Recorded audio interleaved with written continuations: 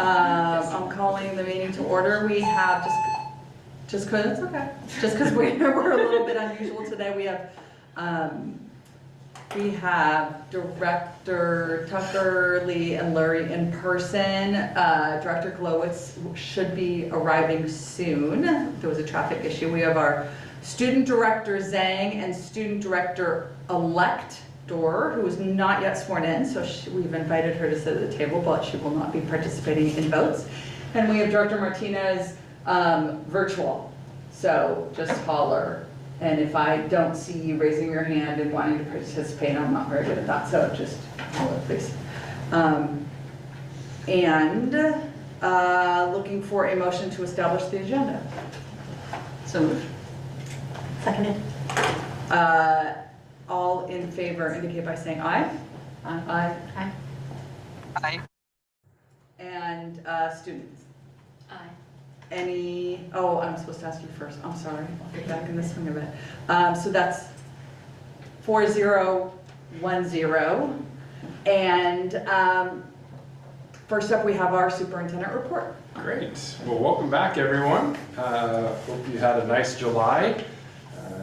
Summer seems to get shorter and shorter, but I just think we all say that, and we should just enjoy what we have, right? But it's great to see you and have you back. Director Martinez, we hope you're doing well overseas and enjoying time with your family in Spain. Great. So I have a couple quick updates and then just well, three quick updates really this evening. One is our back to school page has been launched, and so if I stop share for 1 sec, sorry. If I go to this page here, up on our website right now, live is our back to school resource page. It's a pop-up on our website, so any parent or community member, staff who visit our site, they're going to get a pop-up that will give them an opportunity to click and go right here. And it just provides lots of great information for our students, our families, staff, how to get into Skyward, how to troubleshoot some things. And then Ian has also done some work around an FAQ. Frequently asked, and then you can go by school and get specific updates by school with their FAQs. So that's live and updated. And so if we are getting questions, this is a great place to send parents as we're getting ready for the new school year. Then also, looking at our topics you wanted, and I've typically provided an enrollment update this time of year, and so I did want to provide you with just a quick update of where we are with enrollment for this year. Hi, Director Cole. It's good to see you. So on the left-hand column, we have the budgeted FTE. That's what our budget office, our finance department believed we would probably see when it comes to FTE. And so when we budgeted, we predicted we'd be just over 1,500 elementary students, and I'm pleased to report that we are at 1,528 as of this morning. And you know, those numbers typically continue to creep up in our demographic. And so the variables, though not filled in, I would say we still have families who are in the queue, which means they've submitted paperwork, but maybe not all of it's in. So all 4 schools do have some families who are in the queue, which leads me to believe that that's going to go a little higher. Our middle school is also up. You can see that they predicted 934, and right now we're at 961. That's a head count number, but the middle school's head count and FTE are usually pretty close, maybe off by 1 or 2. In the high school, we predicted 1,378 for the FTE. Right now the head count is 1,438. And when we take a look historically, we found that 0.96 as a multiplier gives us a pretty good indication of what the FTE will be. That is that not every student is a full FTE. Some take the 7 periods, some take 5, some take 4. Some were running STAR, but if you multiply that 0.96, we'd be at 1,380 FTE there. And so we are right where we want to be for the high school right now. So overall, those my numbers there on the bottom there, we have 3,869 FTE compared to our budget 3,815. I appreciate the specifying and that number, that calculator is a good number to look at. You said some take 7, some take 5 periods. Yep. But we don't get to like total them and average them, right? That's like per student? It's per student. So when we go, the students who take 7 periods are offset by our levies. Our students who take 6 periods, we get the full FTE. And the students who take 5 or less, then we just get less FTE on those students. So that's why 0.96 has been a pretty accurate predictor in the last several years. So, is there a breakout for open enrollment, or did I miss that? next slide. Haven't done it yet. That's perfect. You arrived at the perfect moment. So open enrollment, we have 14 students who have come through the choice transfer process for 8th grade, 11 for 9th grade, 8 for 10th grade, 7 for 11th and 12th, for a total of 40 students who have enrolled in the district through open enrollment. Just over half of those are coming from the west side, and the other half from the east side, or a little bit from the south, is kind of how the demographics have broken out so far. And if we take that 40 students, that's about 3.5% of the total enrollment. And then we add in, we have 63 students registered right now who have parents who are staff members in the district. And then we have 8 other students who are either still grandfathered in from before in the last open enrollment, or there's been a special circumstance, or they're a city employee's child. So that's kind of the landscape of open enrollment, of kind of where we've landed for this school year. So I'm happy to take any questions. A lot of these are wrong numbers and not a lot of stories to them yet, but we're starting to get to know our new families. It's a pretty exciting time. Do we know of the staff? I assume that the coaching expansion would come under staff. Mm-hmm. Do we know if that's attracted any? I don't know that. We'll have to track that as we go through. Absolutely.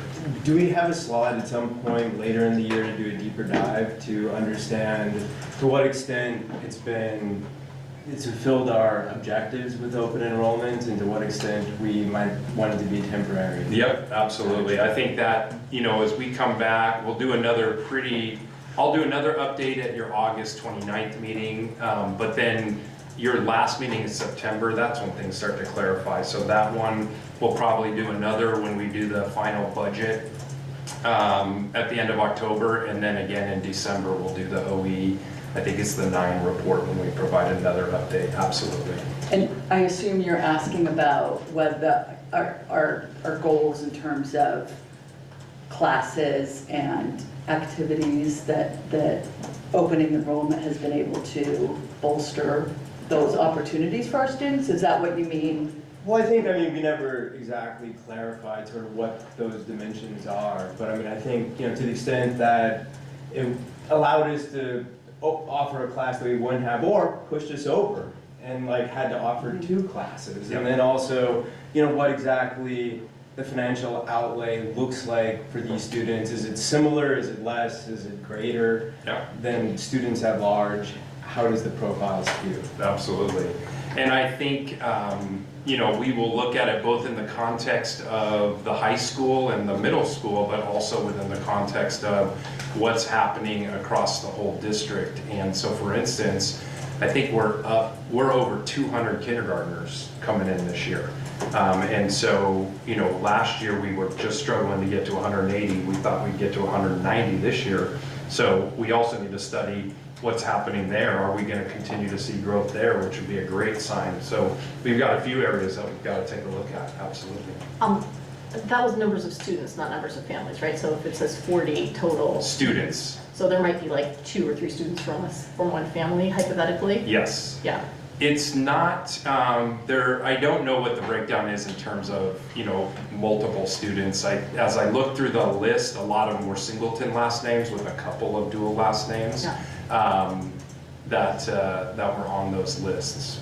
Another question is just, is there any kind of like welcome to the district thing that's being done, especially for those families? For example, at the IMS, back to, welcome to new families, is there gonna be like a table or something for open enrollment families? Because I feel like there are probably things about the district that you wouldn't necessarily know how they work, like the band program or whatever. Yep. Yeah, well, just today we were talking about assembling the SSA, so the advisory council, to create like a new students event across all the schools. Yeah. So hoping that can like happen before school starts, and then we can welcome the new students. Great. And then next Friday, a lot of the students who registered leading up to, the last day of school, we did tours for, and they got to see the school. But anyone who enrolled over the summer, open enrollment or not, they haven't had that same opportunity. So the counselors are hosting a 2-hour open house next Friday for all of those families. Great. And we're gonna have members from the SSA there as well to lead student tours around the school, allow them to see that. So those are some things. And then Mr. Wold and I spoke after our meeting, and I need to bring the two of you up to speed on that. Some things that he's working on with Link Crew and some of the others. We have 85 new students coming into the high school next year. So that's a much larger number than we typically have. And obviously when you compare that to this, that's a lot of students who just moved here, who aren't even on the open enrollment. So it's a great opportunity for our schools, for our students and others, absolutely. Is that a side? Oh, sorry. Do you feel like there's any way to sort of ascertain, like, if we'd opened enrollment earlier in the year, like what our numbers would have been, or do you feel like that's just going to be a year 2 learning, or? I think it'll be more year 2. I mean, we do know students who we had denied leading up, who then we called, but there wasn't a lot, we didn't have a lot. So I think it's going to be more of a year 2. And you would have no way of knowing about people being like, gosh, I wish I could put my kid in school somewhere else, but No. you're not tapped in. No. So for the 45, I mean, and I guess we'll see like a deeper dive. I mean, if that's an indication that sort of the historical trends when it comes to older families with older school-age children moving to the island is resuming. I think there was a pause, I mean, to some extent, almost a moratorium for real estate transactions in the island, where there was very little. And to the extent that that's coming back, how, also like just a return to normal and perhaps normal enrollment patterns, right? Well, and I mean, a couple things. I want us to be very aware of, open enrollment is how a student can enroll, but would love to see that label not continue. Like new students, great. And all new students, whether they're moving here or here under some other way. And I know you didn't imply that, but I would love for that to not even be part of our vocabulary. And then also, I mean, obviously we need to study it so that we know we can make good decisions, but that's it. And then, what else was I gonna say?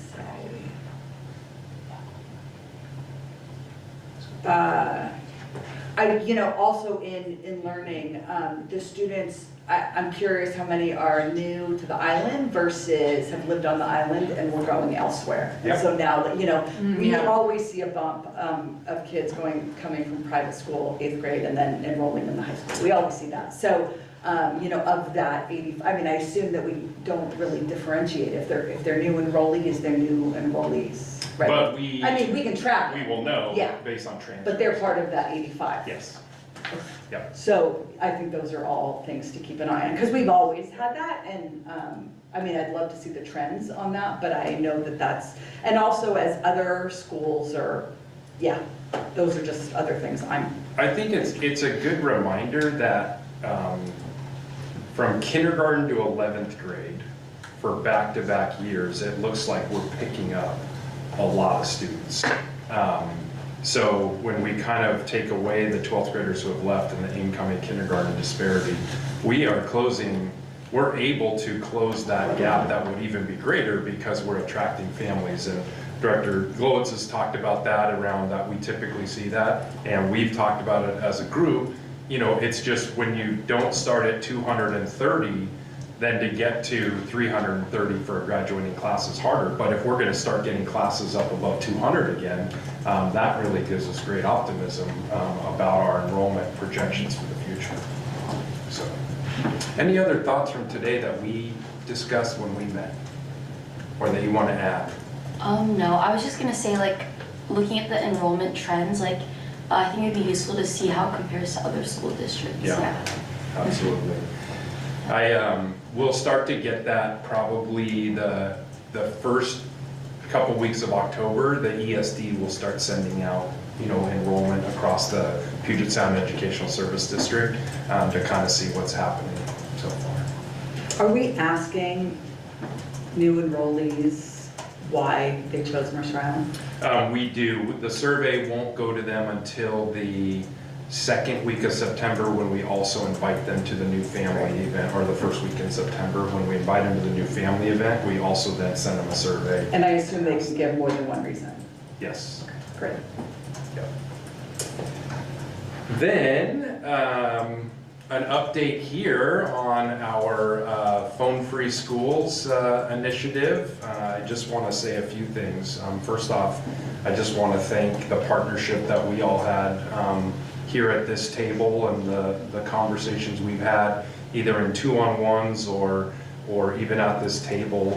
The confidence that you have in our team, the confidence we have in you as a school board, knowing that at the end, it's always what's best for our students. And we talked today, and I think Ava and Lucy can kind of chime in, you know, the students are grappling with this right now, and understandably so. But we are really committed to, you know, what is going to be in the best interest of our students. So with that, you know, a huge thank you to our high school team, Mr. Wold, Miss Dean, Miss Hill, and then our middle school team, Mr. Miller, Miss Budges, our new team who's joined there, Miss Gallagher, and Miss Mulvane. I mean, they've worked super hard. Andreves, Ian, a whole cast of characters to pull this off. So let me just show you a couple things on the website that I think are important for you as a board, and then I do want to open that up for conversation and questions as well.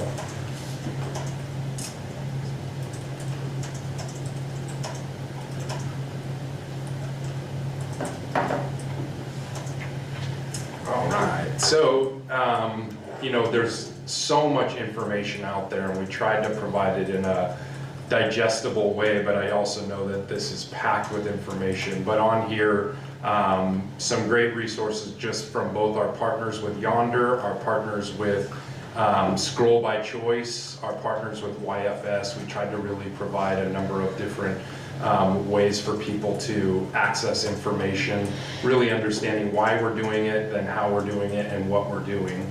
Updated regularly on our website are the responses from the survey. We have 809 responses.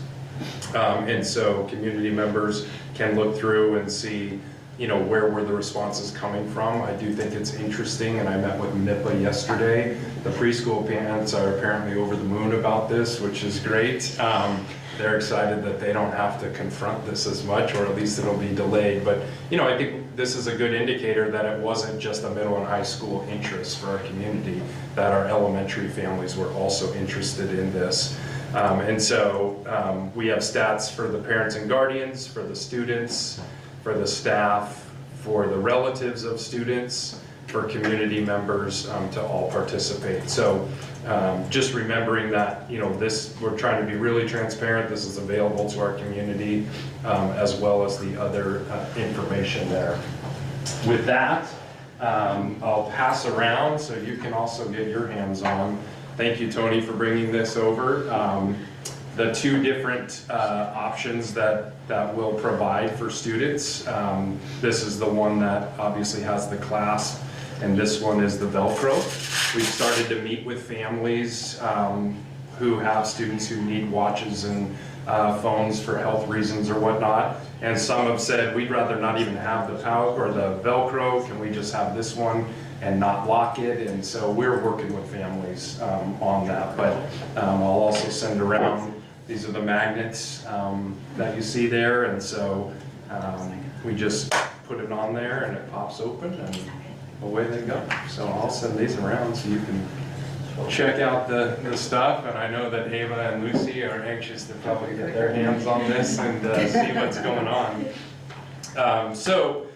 I'm happy to answer any questions that you're hearing as board members, things that you want to make sure that we're aware of, or that you just want to talk about as a board as we head into this. I have a question, which is, I understand families need to buy these pouches. Yep. Is it like families pay online and then they're distributed at schools? Yep. So there are parents out there that do not support this initiative, and I've heard someone say, I'm not buying any pouch, so what happens? Will their kid be issued a pouch? Yes, yep. We will issue the students the pouch. As we talked about today, you know, and I heard it from my own kids when I first told them about this, and then of course, since we're bringing Davin here next year in 9th grade, my 2 older kids were like, oh, see, well, you're gonna have to, you know. So it's been spirited conversations in the Rundle household as well, but the conversations I've had with them and with other students as well has Never put been, my phone in one of these. I know kids are gonna show up to school, and some are going to not even have their devices in their pouch, it's gonna be in their bag. Some are gonna have it in the pouch, but they're not even gonna have, you know, it clasped. And others are gonna do it. And, you know, we have the same issue whenever we do something new. We're gonna have some students who are gonna push those boundaries, and we'll have responses for that. But at the end of the day, the point isn't, do we, you know, how to work around it or not. The point is, how do we create a more distraction-free school?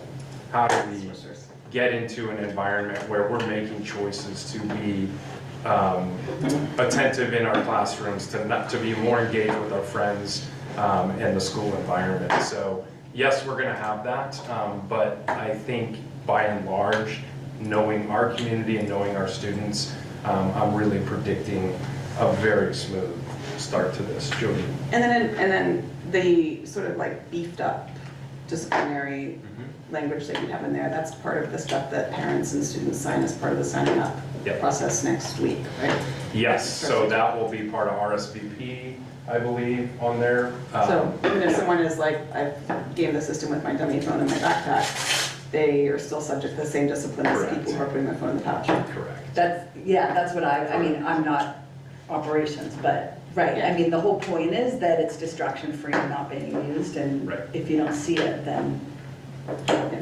but I'm a little bit, talk to me about, it's gonna be provided for them if a parent refuses to pay versus then just your choice is to not bring your phone to school. I'm just in, talk to me about that. Yeah, it's gonna, and I've been talking to our principals about this. You know, our students who receive free and reduced lunch, our students who will have exceptions or whatnot, it will not show up on their in-touch bill or whatnot. That'll just be a no fee like we do with other things. Everyone else, it will show up as a fee. If a family is, you know, really frustrated with that, our principals will meet with them, our administrators will meet with them, I'll meet with them, really try to unpack what's the reason behind that. I don't think it's going to be a lot. We might see some, but ultimately, whether or not you put that phone in a pouch or not, if it comes out during the day, you're subject to the same rules as we were just saying as others. So I think it's going to be nuanced with each situation, but it'll show up like a student fee, just like an art fee or something else that will be. And then it can be taken off on a one by one, Yep. so they'll be after a full conversation. Okay, Yep. Yeah, we'll meet with families. that makes more sense. Director Lewis? Yeah, the response and sort of the feedback that I've heard has been overwhelmingly positive. Yeah. I think in recognition both of the importance but also the apprehension and nervousness of many in the community. And that significant action often takes, you know, leadership as well as being able to, you know, sort of explain and sort of allay some of the concerns that people have. And I think the rollout of the communication was very well done. So I want to, you know, thank you and the rest of the staff for it. I'm excited, and you know, hopefully it marks the beginning of a new era of thoughtfully engaging with technology in our schools. So thank you. Absolutely. I have some logistic questions that I just haven't had a chance to ask you. So Sure. someone was mentioning, I no longer have a high school student, so I haven't looked at, I don't get all the emails anymore, but are AirPods being restricted? They are to start the school year. And so personal AirPods, earbuds, AirPods, and those things. We have some students who have accommodations for that. I think that's something that Mr. Wold met with students about a week ago.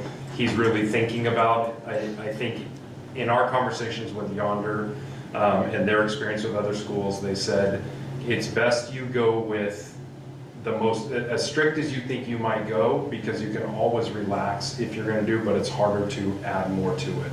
And so that's where we're going to start. So what students who listen to music, who I assume can put their music apps on their laptops, Yep. how do they do that are they going to have some sort of listening device? Yeah, And just not personal AirPods? Or? So the classrooms, and that's, Andrew, you can speak to this probably. So our principals asked us to order sets of headphones and earbuds for the schools. So we'll have sets available. So if our teachers are asking our students to utilize, video, audio as part of their instruction, we'll have headphones and earbuds available in those classrooms as needed. That get shared? Presumably, yeah. They're over the ear headphones. Over the ear. Over the ear headphones. And what about like during off period and they're studying in the commons and want to have headphones on? At this point, they wouldn't have those of their own personal ones and their own personal device. Will there be a place to, I think that's a legitimate, I mean, if they're there studying and. Yeah, Or- and I think this goes back to the conversation Mr. Wold had last week with students, and that they're really trying to think about is what does this look like? Right, okay. And that is definitely one that having to think about what that looks like for sure. So, so the conversation that you and I had early on, when it was, okay, we're doing this, it's not an if, it's a how. Yep. So I assume that falls under the how question, and I assume that there's, I kind of know the answer to this, I'm just saying it for the public. I assume that all those issues are on the table and willingly will be problem solved as we go through this. Yep. There'll be constant reflection as we go through.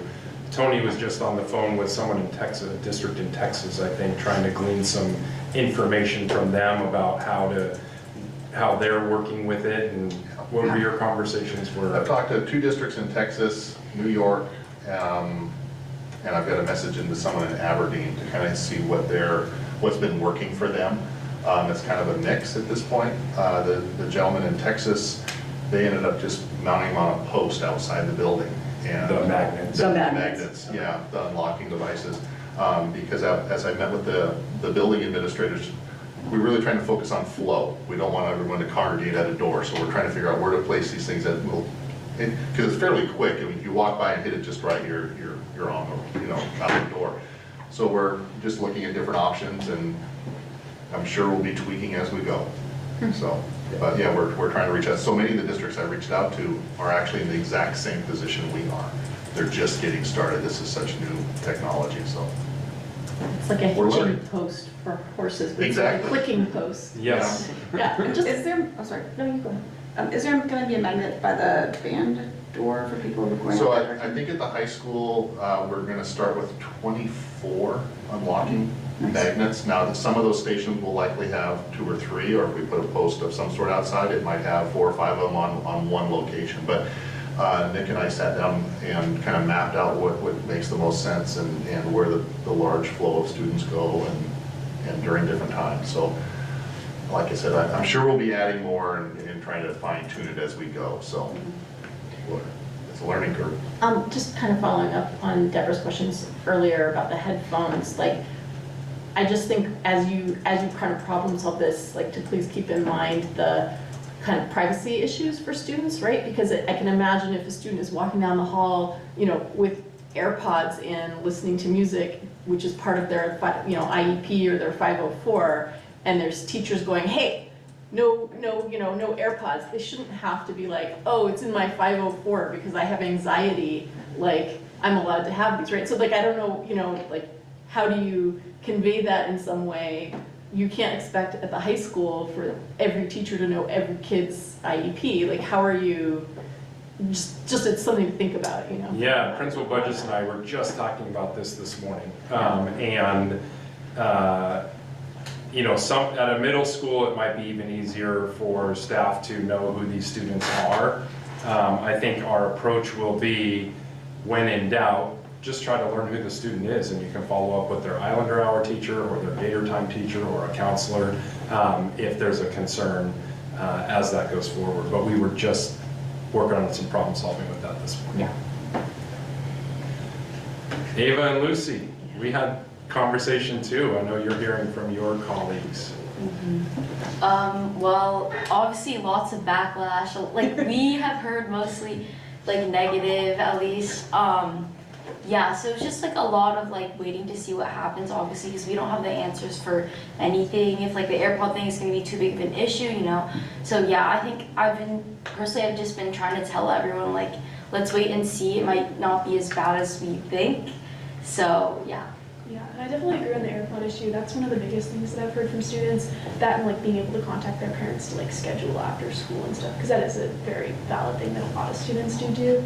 But the AirPod thing is definitely something, because people are listening to their music a lot, you know, in off periods, even during class, you know, in your silent work time, like listening to music is very, very common for people to do.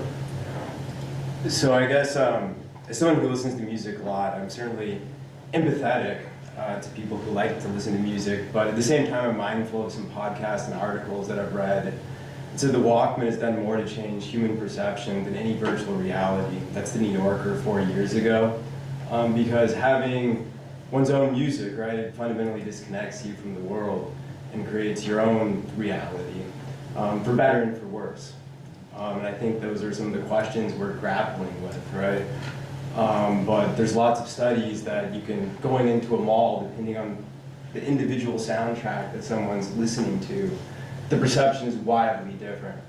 And I think if we're going to start trying to nudge things back towards a shared reality, and recognizing the importance for learning, for being global citizens, etc., we need to be more mindful of some of the drawbacks to the technologies that we currently use. One other thing that just, and again, I'm sure each of these issues will kind of get hashed out as we go, but I did start thinking about kids who have potentially anaphylactic allergic reactions, really needing access to their phones in an emergency to be able to dial 911, because they're, especially at the high school level, they're not constantly around a teacher, they're not around an adult. Sometimes if you feel like you're choking, you might go in the bathroom because you're embarrassed, and you do not want to ever end up in a situation where a kid is not able to access their phone to call for help, you know. So that's one where we might ask the nurses to kind of proactively push out to parents of kids who have that in their health plan, you know, have you thought about this? You might want to ask for your kid to get the Velcro pouch, you know.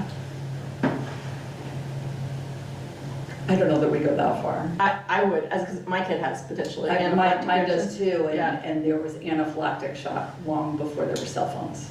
No, I know, but I just know. Just having a safety plan, whereas don't go by yourself thinking call 911, and especially if you're actually in true anaphylactic, you're probably not calling 911 yourself anyways. Yeah. But People just are really stupid when they're starting to lose their oxygen. I myself once choked in a medical office I was working in, and I left a room that was full of healthcare practitioners all trained in CPR because I was embarrassed that I was choking, and went alone into the kitchen, and fortunately someone followed me in.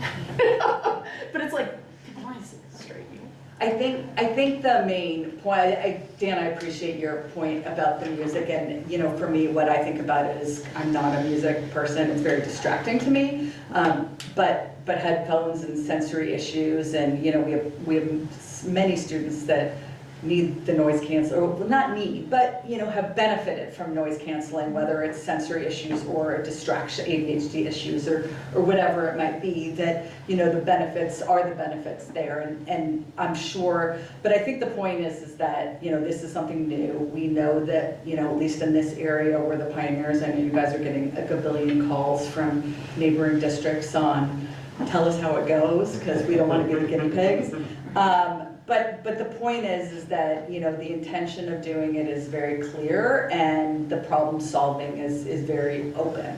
That when there's questions and concerns, that you need to raise them, obviously in very appropriate ways, to the people that can have a conversation about it, because the intention is not to punish and to restrict learning. The point is to improve mental health and to improve our environment. So, you know, anything that can go along with that, you know, like there's no intention of cutting off communication between students and their families. I know that, I assume this has been in the communications, but you know, there's going to be increased access with email. There's still messaging. You guys all have your own laptops, so you know, it's just not walking down the hall like this. And is it going to be instantaneous still? Maybe not, but there will be plenty of communication. And from all the old people here, none of us had any of that.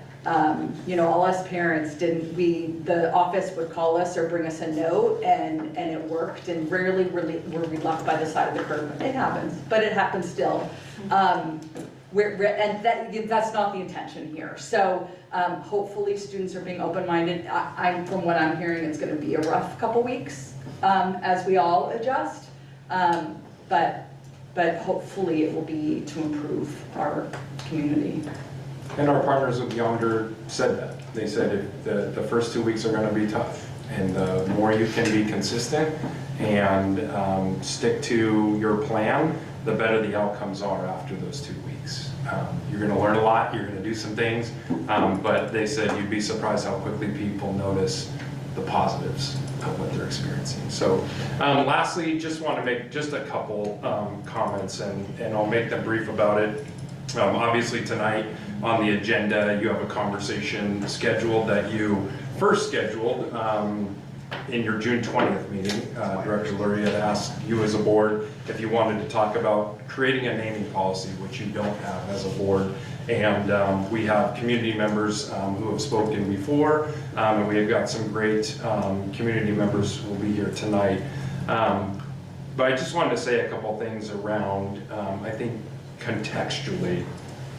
Some of you have seen some of the emails that I've received from a community member. You might have seen the ad that was taken out in the newspaper, and you know, I'm not going to comment on that, but I get the question a lot about why don't teachers tackle more controversial issues?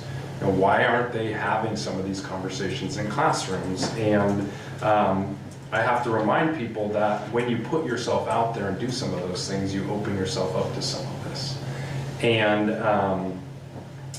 I don't think that it's constructive. It's more destructive to the conversations that take place. And I just want our educators to know that we support you.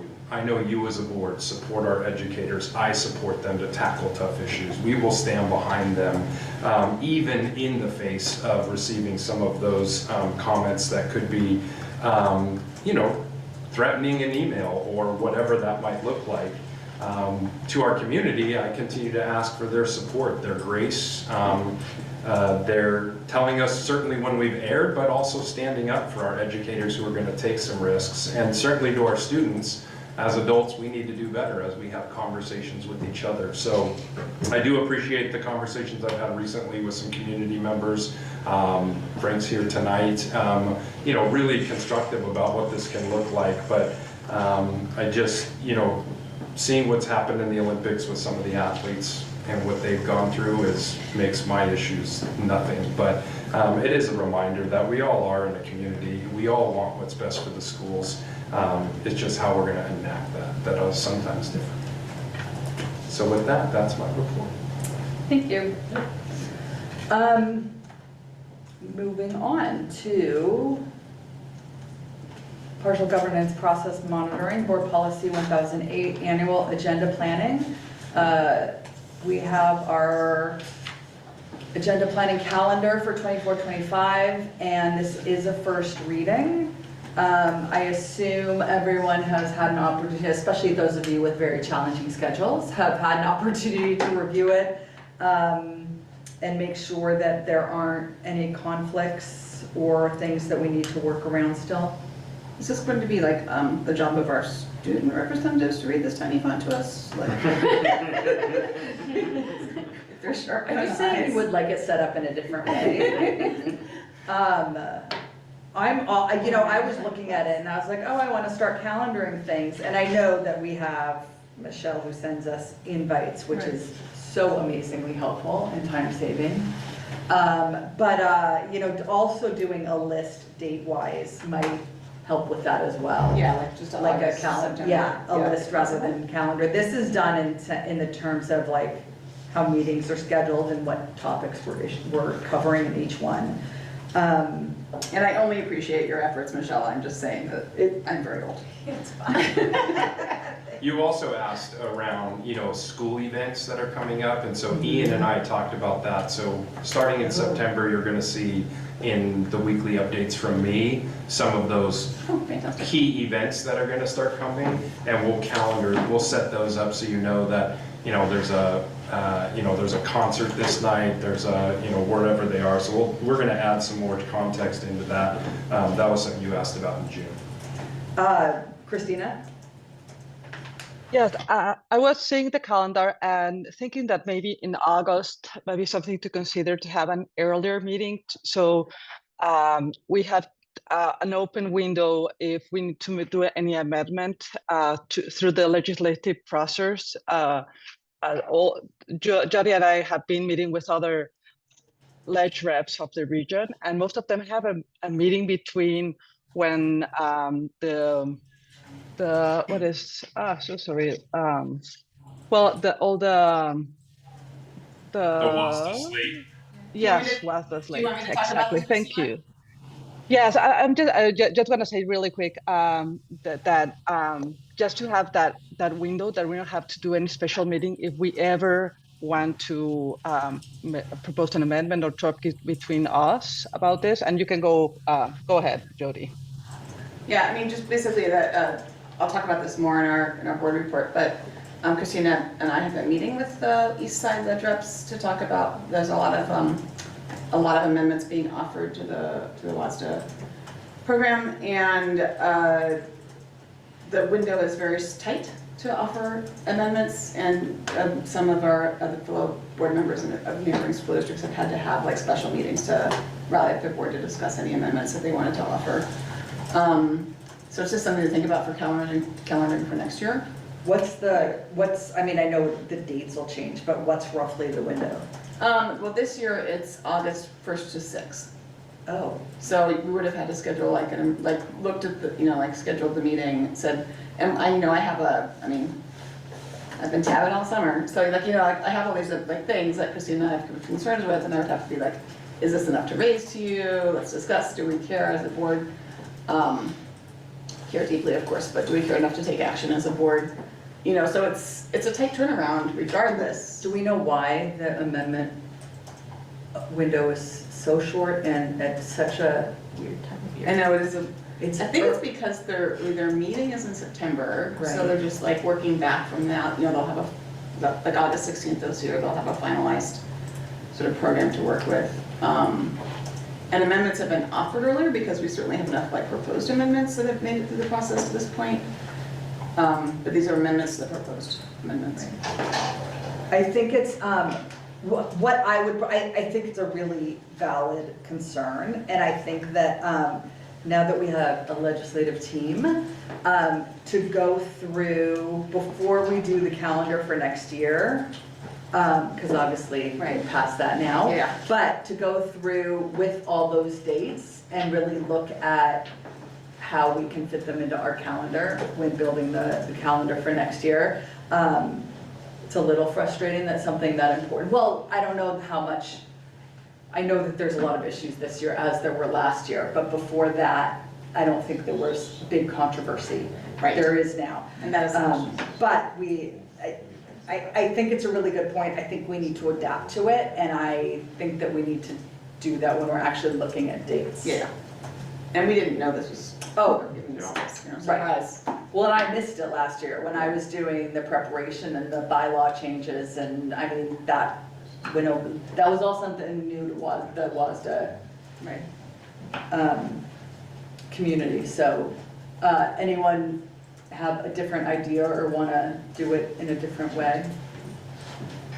Okay. No, Christina and I will keep our eye open and make sure that we're on top of our potential meeting dates for next August and make sure that one falls in the window. Right.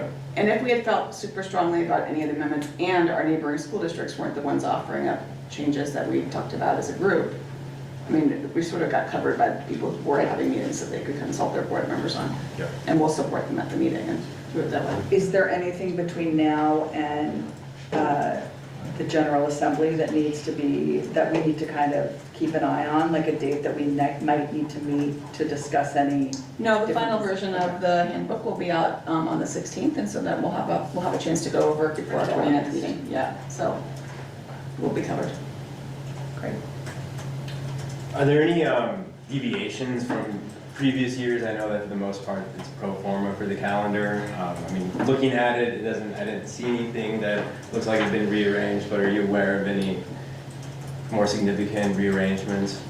We pushed a couple dates from like a Thursday to a Wednesday because of your calendars, but not changed any significant things of when they necessarily happen.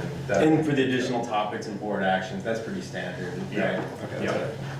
Just as, Wednesday. Oh, sorry. We don't have any Wednesdays? We don't have any Wednesday. We were going to talk about potentially September 11 versus September 12. That was it. yeah, We don't have anything set yet. Perfect. that Wednesday is much better for me than that Thursday because I'm driving back from Canada in the afternoon on the 12th. And so it's a lot easier for me to attend by Zoom on the 11th than to be sure that I'll be here in person on the 12th. Does that If- work if it works for for other people. board members? Is that for our September. September meeting? September to meet on Wednesday, the 11th. Works for me. Anyone have an issue with that? Guys have any school conflicts?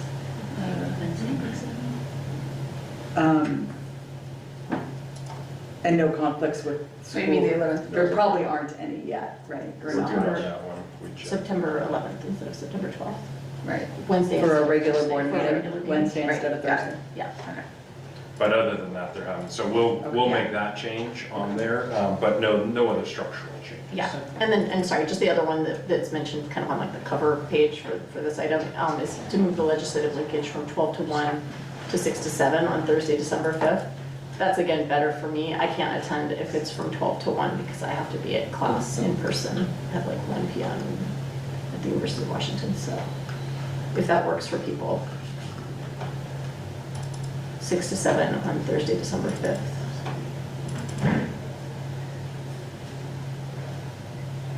So that means that day is a site visit. So normally we would be having the legislative linkage meeting right after the site visit, and so this splits into two things. If you all hate it, you can just not have me at the legislative linkage meeting. I'm just wondering, I hate the split days. Yeah,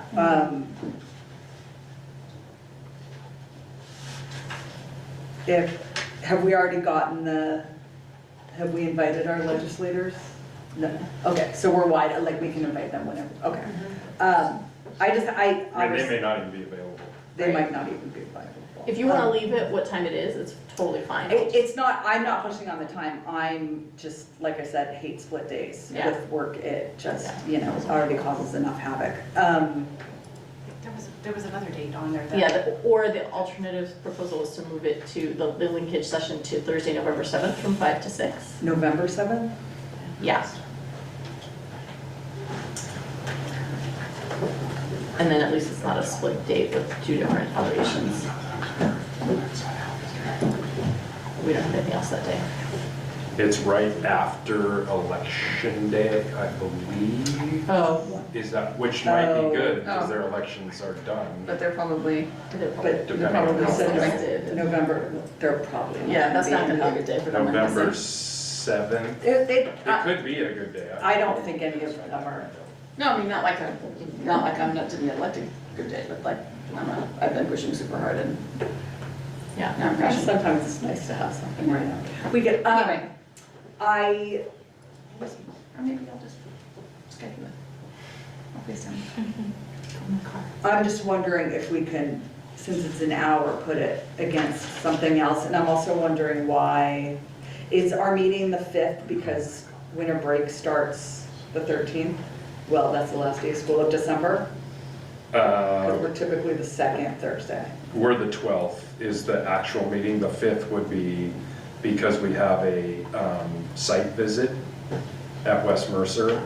So the 12th is there your we go. regular meeting. And Okay, then the- so then I guess my suggestion would be to do it at the beginning of the 12th meeting. Oh, unless that's a day we're starting later.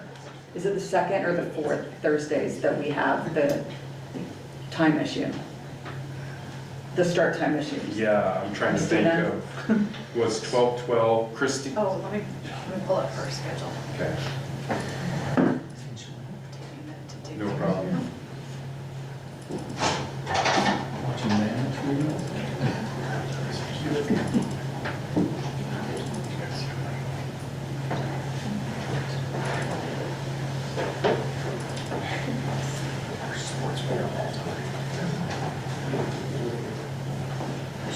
She has an in-person leadership training until 5. Okay. It's much more important that she be able to attend than me, so maybe just leave it where it was. Let's leave it where it is for Yeah. right now, and let's look at, well, we don't even know that our ledge reps can attend that day. Yeah, So, that's fine, and I don't know what their middle of the day is like. yeah.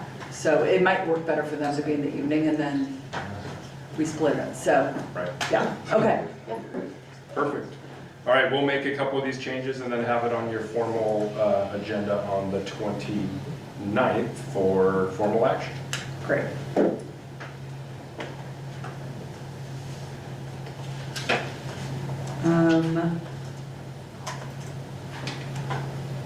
Moving on to post monitoring language review board policy 1800 OE10 instructional program.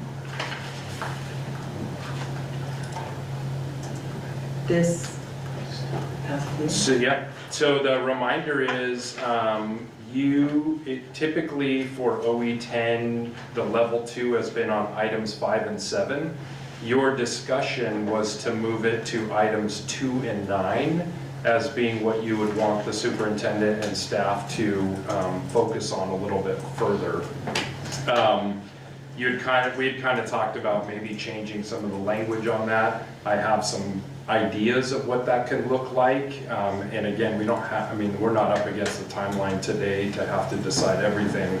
But my proposal under 2, and I didn't do the reasonable interpretation, but my suggestion for 2 would be something that reads more, what would be more current would be provide instructional materials, programs, and services that meet the needs of students, respond to their changing capabilities, and allow for pedagogical flexibility to adapt to the evolving world near and far. Oh, I like that. Provide instructional materials, programs, and services that meet the needs of students, respond to their changing capabilities, and allow for pedagogical flexibility to adapt to the evolving world near and far. I was trying to capture in there that it's not just about curriculum, it's also about programs and services. We do want it responsive for our students, but I also heard you in the conversation, and I agree, that we really want to be thinking about our students and the differentiation and making sure that we are thinking about how they're changing and how are they accelerating or slowing down. So that's what I was working on there. And I wrote all of this down kind of late, so I chose not to put it in your board agenda. I can even put this into this week's report to you all, or even for the next agenda, if you want to chew on it a little bit. I like it. Yeah, I mean, I guess from like my perspective, at the end of the day, what matters, and I think the expectation of the community, is that we're the best public school district in the state. And what language we need to put around that to encapsulate it and then to demonstrate that is fine. But as a board member representing the community, that's the information that I want to see.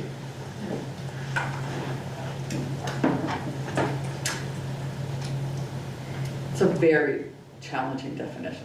I would steer clear of best in the state, according to who?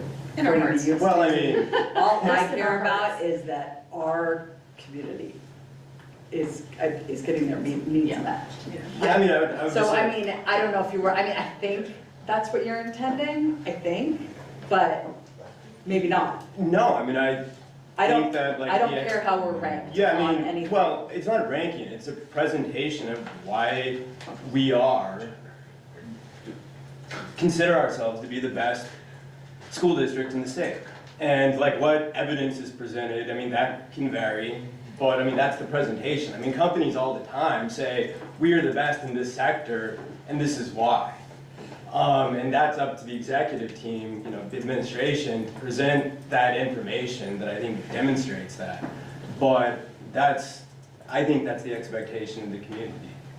I think they're a nuanced way, but slightly different interpretation is, you know, I think we are committed, and that's all of us, to providing the very best learning opportunities for the students we have, and that no one else would be doing a better job with that. Now, what that looks like on the tail end, or how that comes out against rankings or whatever, that will be where it is, but I certainly understand we want our parents to absolutely have belief that this is the best opportunity for their students, and why they choose to send them to Mercer Island and not somewhere else, or to stay here.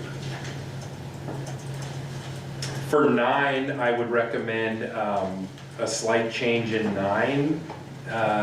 If you'll slow down or scroll down, Andrew, it's to 9.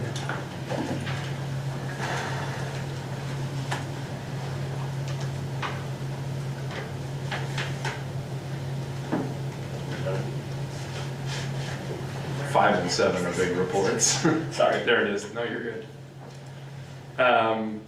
Something to the effect of foster school and district environments that support the whole child and allow students to pursue their interests and achieve their potential socially, emotionally, and academically. So I was trying to weave together some of those things with your values in your value statement as well. I like that, it's an improvement, yeah. Yeah, and I appreciate like talking about the different aspects of a person, not just like academics in terms of achievement, but also like the whole child. So I'll put those in there for your consideration. Do you have any, is 2 and 9, are you good to go with 2 and 9 as being the new level 2 indicators instead of 5 and 7? Sunset that and roll to that, is that still where you are as a board? Okay. Then I will provide this language to you as sample language to take formal action on at your next board meeting. Great, thank you. Yep. All right, and it's 6 o'clock, so we're gonna jump to recognition Great. and public input. So first up, we have recognition of Mercer Island Police Chief Chris Sutter. Come on up, Chris Sutter. Thanks for being here tonight. Thank you.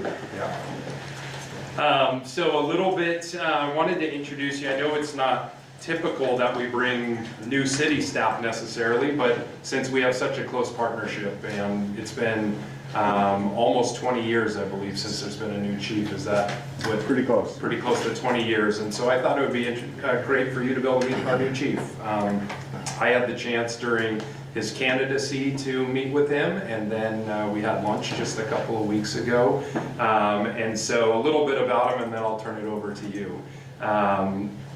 Chief Sutter is coming to us most recently from being the chief for the Tulalip tribes of Washington, where he served for 6 years, and before that he was down in southern Washington as assistant chief of police for the city of Vancouver. He's also served in Kern County, deputy sheriff, and later as the city of Bakersfield police officer. I didn't even know that about you. My wife's grandmother served on the school board in Kern County there. So Chris has testified before the U.S. House of Representatives. He's testified before the U.S. Senate on public safety, particularly related to tribal law enforcement. He's presented at the First Nations Policing Conference as Essential Service Forum and the National Tribal Opioid Summit. And he's a member of our Washington Association of Sheriffs, Police Chiefs, Police Executive Research Forum, the International Association of Chiefs of Police, and now the King County Police Chiefs and Sheriffs Association. So I've had a great opportunity to get to know them so far, but I wanted you to have a chance to introduce yourself to our board and for us to welcome you to the community. Well, good evening, school board president and school board members. It is really an honor to get to introduce myself and let you know how much I appreciate the important relationship between the school district and the police department and the community. And we definitely value the partnership with the Mercer Island School Board and between the city and the police department. And I've had the opportunity, as mentioned, to get to know Dr. Rundle a little bit and look forward to ongoing interactions with him and building that relationship. I just wanted to share with you that we are fully 100% committed to the safety and the positive learning environment for all the children in the district and in our community, whether they're in the district or in the private schools. And we're working hard to work with the district to replace our school resource officer. And we have an open job announcement out right now within the police department, and we'll be hopefully having a selection process in the next week or so to have that officer in place before or as soon as school starts. That's the goal. But I've raised my wife and I have 4 children, and they all went through the public school system down in Southwest Washington, and they've all turned out to be wonderful, productive, amazing people. And we just really believe in the power of working with our educators in our schools to help our youth succeed and achieve their dreams. I would be more than happy to answer any questions. I definitely want to be accessible to you at any time, and Dr. Rundle has my my contact information, but I can leave some cards as well, and just hope that you will feel free to reach out to me if you have any questions or anything that we can work on together to solve problems. Great. Any questions or? No specific questions. I know you have giant shoes to fill, but you will find your own shoes here in this community. It's a challenging and yet very rewarding community to be a part of, which I'm sure you're already learning that. And what we love is our students' respect for and trust of our Mercer Island Police Department. So I'm sure that will continue, and we look forward to working with you as well. Very good. Thank you so much. Yeah, please join me in welcoming our chief.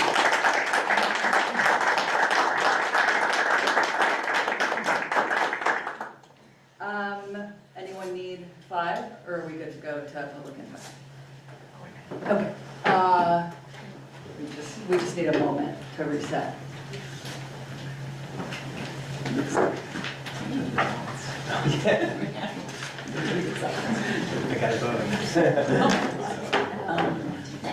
When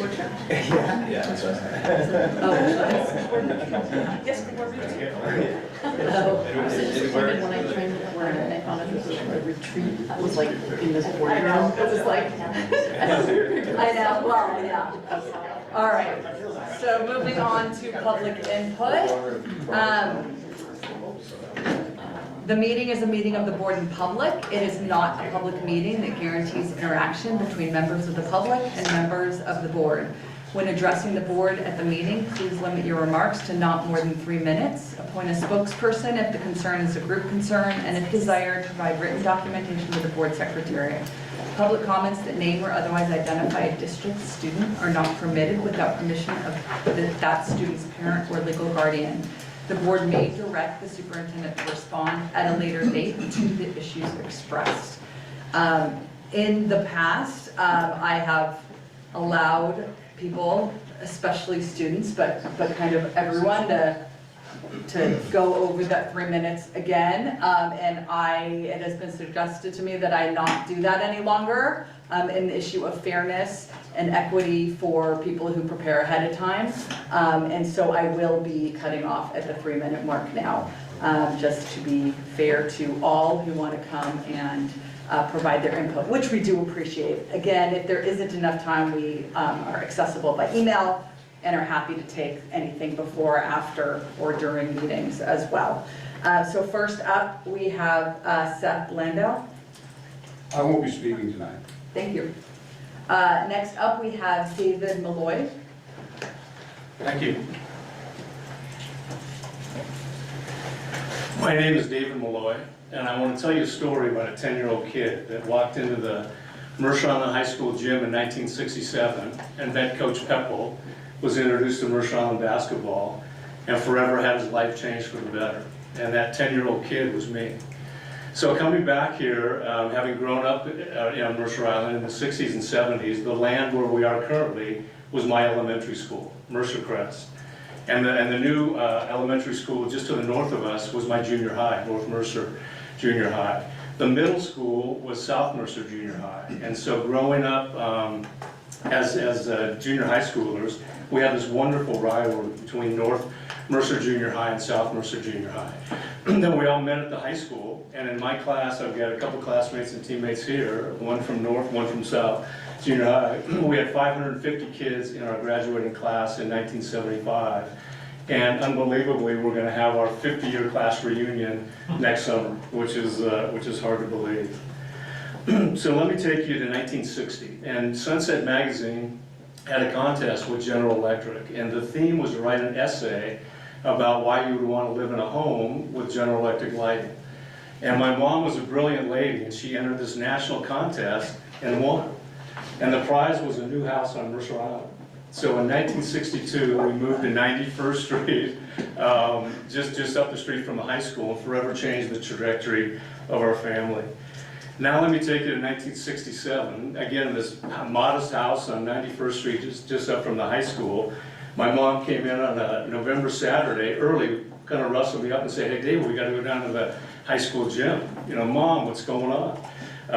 We're going to meet Coach Peppel, and you're going to sign up for Little Dribblers." And so off we went. And so I was one of the original Little Dribblers, as was Kim Jack, as was Frank Scott back in 1967. And so I walked into the gym in 1967 and met Coach Peppel. And I walked in 42 years later, and he was still there. And he looked the same, which was amazing.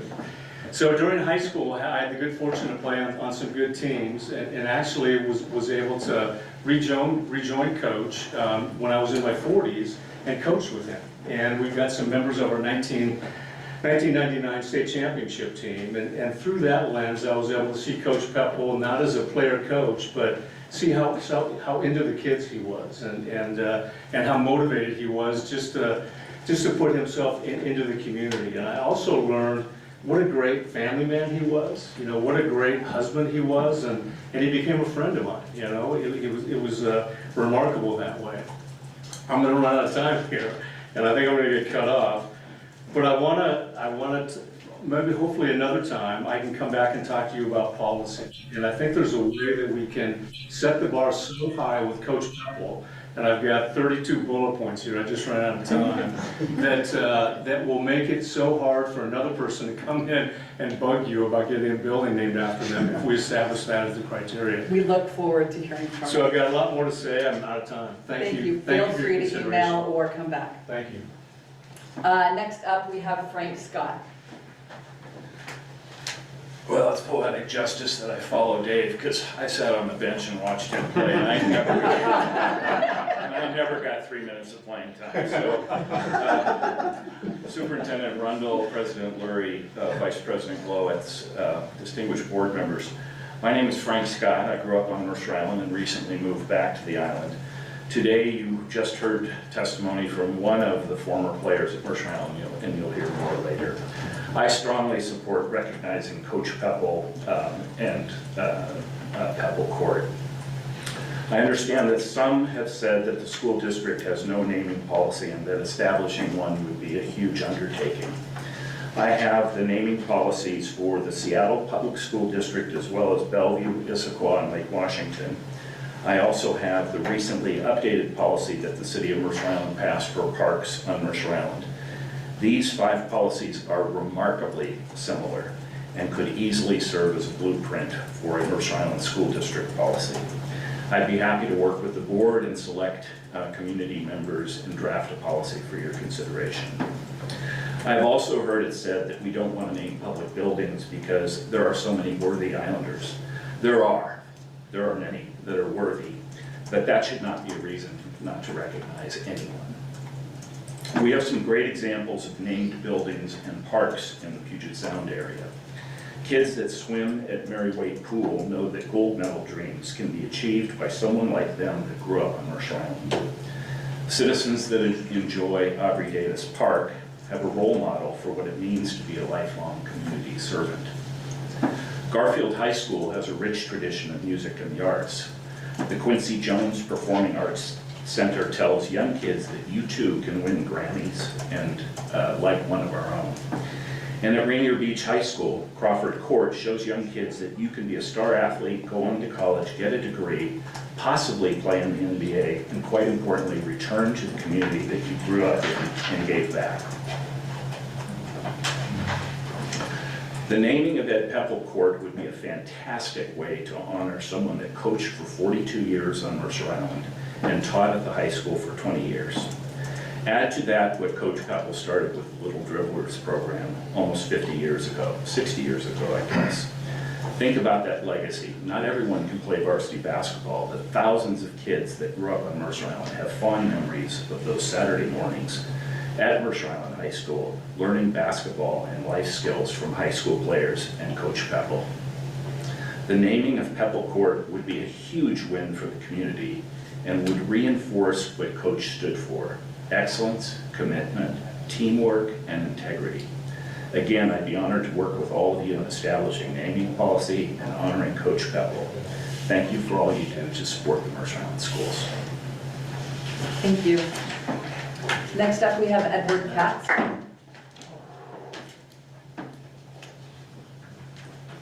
Zoom. He's via Zoom.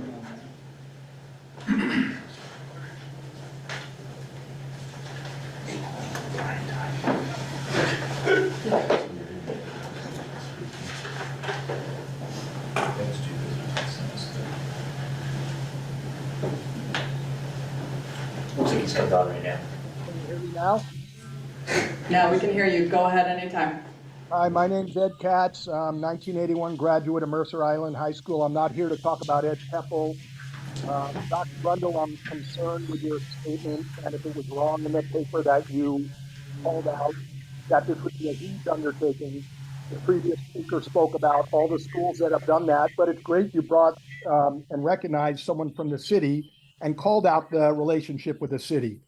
You know, they named Mary Waite Pool, Dean's, Children's, Audrey Davis, Clark Beach. Why is that important? It's important because knowing the stories and people behind the names of Islanders each day helps add to the sense of community, knowing what people did before you. If you guys could take on something as difficult as a cell phone policy and earbuds and trying to take away communication, and there's a reason for that, if you guys could handle that, the fact that it's a huge undertaking, why, I'd like to ask, am I allowed to ask a question in my 2 minutes? Why, Dr. Rundle, is it such a huge undertaking when this has been done in schools all over the country? Why is Mercer Island different? Why is Mercer Island High School different when we recognize in the city and all the other high schools do it? Why is that so difficult? Why is that a huge undertaking? Those are your words, I believe, correct? This is your time, sir. I'm not allowed to ask questions? You can ask them, but they will not be answered at this time. So this isn't an open, this is a one-way thing. So anyway, I'd like to know somewhere down the line, because this isn't about, right, the Ed Peppel thing could be debated. You guys talked about worthiness, so it's not about Ed Peppel, it's about creating a policy, and the gentleman brought over school policies from all over.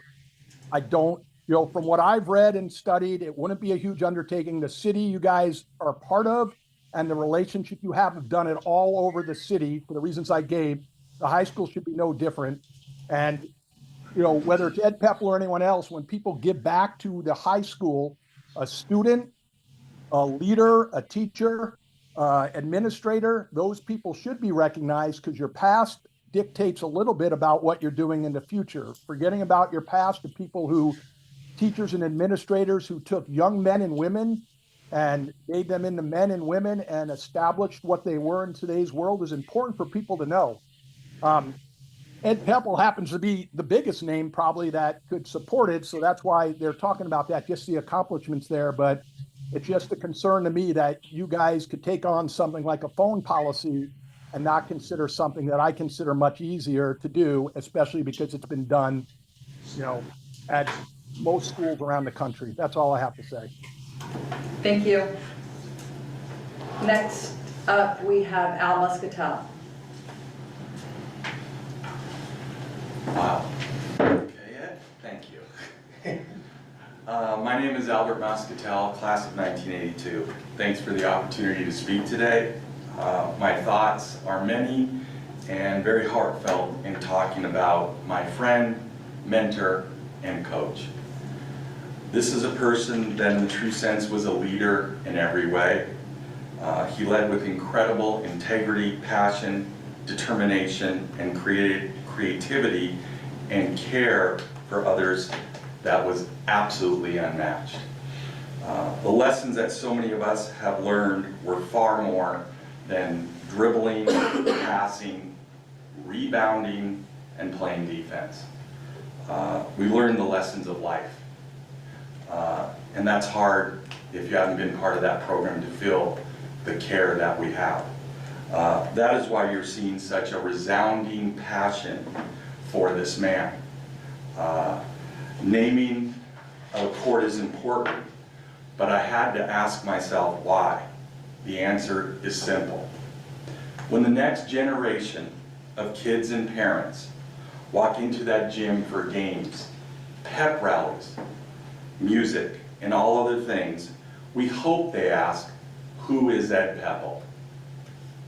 He was someone that taught us that even in these tumultuous and challenging times, he would remind us that it is not all about wins and losses. There is way more in life than that. Coach Pepple made it clear that family and friends are first and to always do the right thing. His drive to win, teach, practice, and hold us accountable was there every day. That is why he still holds the record as the #1 basketball coach in Washington history. Our 1982 team went through a lot together. We played and lost 2 state championships. We lost our captain to cancer at an early age. But what we still have today is something beyond sports. Today, the team of 82 celebrates birthdays, weddings, and becoming grandparents together. We also are there for each other in the tough times. That is because Coach Pepple nourished our relationships and team in a quiet way starting at an early age. An important leader does that. There is a bond that no amount of money could buy, and we are also thankful to Coach Pepple for building that. It simply comes down to this. We're asking you to do the right thing in honoring Coach Pepple. I do not know all the policies or politics that are going on, but quite frankly, it is your job and our job as parents, educators, and board members to teach and give guidance. That's what we're supposed to do. Thank you. You are welcome to provide the rest of your comments in writing. I'm going to finish 1 second. I'm going to be upholding the 3-minute policy. Thank you. And where you are welcome to email it to the board. Next up, we have Elliot Prass Freeman.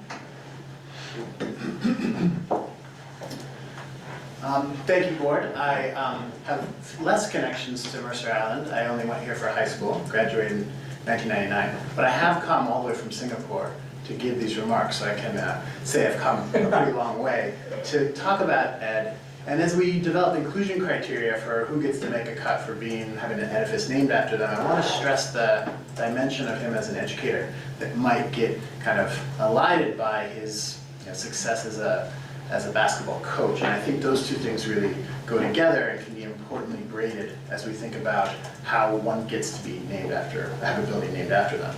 So Ed managed to produce a really powerful basketball winning machine.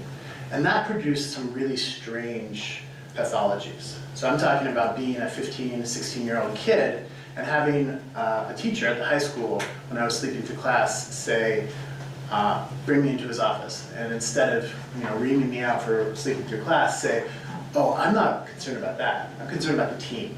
If you need to skip class, go ahead and do so, because team comes first. And that's like a really weird thing for a 16-year-old to hear. And Ed had created, in a sense, that success. He was really important in also bringing everyone back down to earth.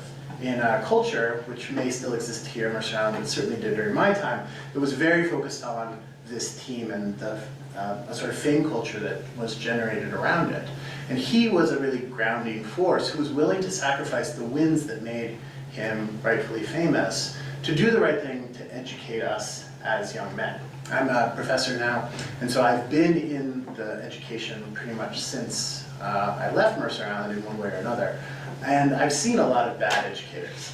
Educators who cut corners, who do things for their own interests because, we're self-interested individuals. And I can honestly say that Ed, despite all his accomplishments, the things that I really remember were the times that he really wasn't interested in winning, was interested in rather educating and taking time to make sure the kids who were under his tutelage became better people, which wasn't an easy thing to do in Mercer Island. Sorry, shots fired at Mercer Island, but I think it is important to think about Ed as an educator as well as a coach, and I think that's one of the reasons why he should be remembered with this important recognition. Thanks. Thank you. That concludes public input.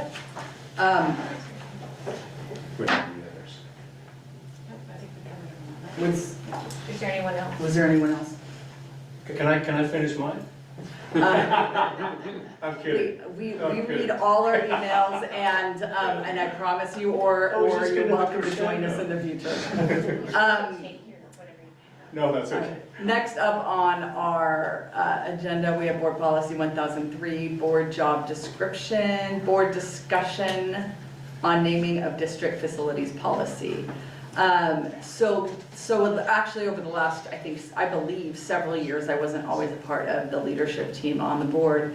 The board's received a lot of requests to name part of a facility after a former staff member. There has not been consensus, and what I mean by that is the way that agendas are created, as the board knows, is the president, vice president create the agenda as an informal motion and second, or any board member can raise an issue and ask for consensus on the board to add it to a future agenda. So by consensus, that's what I mean. And there has not been that in the past. There has been further requests to discuss an individual naming, and while there's not been consensus to discuss that as a board, the fact that we don't have a naming policy really leaves that, kind of ends that discussion. So at our last meeting in June, there was consensus on the board to add it to this agenda for discussion. And the discussion is not about any particular person or naming or any criteria whatsoever. The discussion that we're having today is whether or not to establish a naming policy. Just as a way to start off any discussion, it is when talking about huge undertaking, there is, none of it has to do with like I said, any specific person, educator, staff member, parent, student that we name. It has to do with developing policies at a school board level. The current, coming up with a policy is actually just the surface level discussion. Then vetting it through the community is the one that is the huge undertaking. This year, the board is several big, huge projects that it's working on, and really it's just, it's a question of priority, whether the priority is timing or the priority is time and bandwidth. and also making a determination how much of an impact that policy has on our current students and their needs. We are dealing with significant mental health challenges of students, which is the reason of the undertaking of the phone policy, something that we've been looking at for a number of years. We are looking at facility upgrades or even new buildings that we are putting together proposals for potentially, and we anticipate going out for bonds in April, which is a huge undertaking. And there's other educational priorities that the board is working on. Keeping in mind that our board of directors are all volunteer, and we are not paid staff by the district, that limits frankly, the bandwidth of being able to take on too many things at one time and making that commitment to do it well. I want to open it up to board directors. I want to really focus on naming policies in general. And I mean, I want to open it up. I can talk about some of the concerns that I've heard generally. I just want to also let everyone know appreciate all of the comments that have come today. We do have so many educators and past community members that have had a tremendous lifelong impact on students' lives. And that this conversation, I'm hoping we keep from addressing those, that we really focus on whether or not naming is the way that we want to go, or even having that conversation. It's really whether or not we want to have that conversation and whether or not in what way that we do it, whether it's a board committee, whether it's a community committee of sorts, or if we ask our superintendent to establish a committee within his leadership team in order to. So all of those are just suggestions, and this is wide open, and Maggie Tide, go right ahead. Yeah, I think it's entirely reasonable that we should have a policy on this, just so that, you know, when issues like this come along, we can say this fits our naming policy, this does not fit our naming policy. Like, you know, like especially as we're talking about, you know, finishing the construction at the middle school, we're talking about, you know, renovations at the high school. Like, those are things where, at least from what I've read, I went online and looked at some of the you know, Seattle Public Schools policy, and I looked at the city policy and a couple of the other school district policies, and, you know, typically you name a portion of a building or a building when there's like a new building built, or there's a new, you know, a renovation or something like that. There's usually sort of like a event that sort of triggers the possibility, right? It seems not unreasonable at all to have a policy, and, you know, I don't think it's a thing that we should push off on the administration, because, like, literally it's our job to, you know, create policies and vote on policies. So in my mind, it should be a board committee of two that would, like, go away and kind of come up with a, you know, kind of average out all those policies out there, and maybe consult with our, you know, legal staff and so forth, and maybe bring a proposal back to the board to look at for further discussion. And I personally don't have a lot on my plate this fall, so I'd be happy to serve on a board committee if the board decides that that's what we want to do. Thank you. Jody? Oh, Jody, sorry. I was just gonna go around and bring Christina, if you want to jump in. I will echo what Maggie Tai said, and I have said that I have also looked and researched some of the kind of districts nearby, and I will say that I like the Delton School District to have a very comprehensive naming policy that also divides between facility naming, recognition, and also Hall of Fame, and it has a lot of kind of the steps and the procedures on why and how the committee is kind of to name or to choose a name for a facility, or when is the right time to move it to Hall of Fame instead of naming a facility. So I think it's worth it to see this how comprehensive is this. and keep it, make it right from the beginning. But I do agree that having a name facility policy it is something that the community is interested in, and it will be a step forward on what we want to do for the community.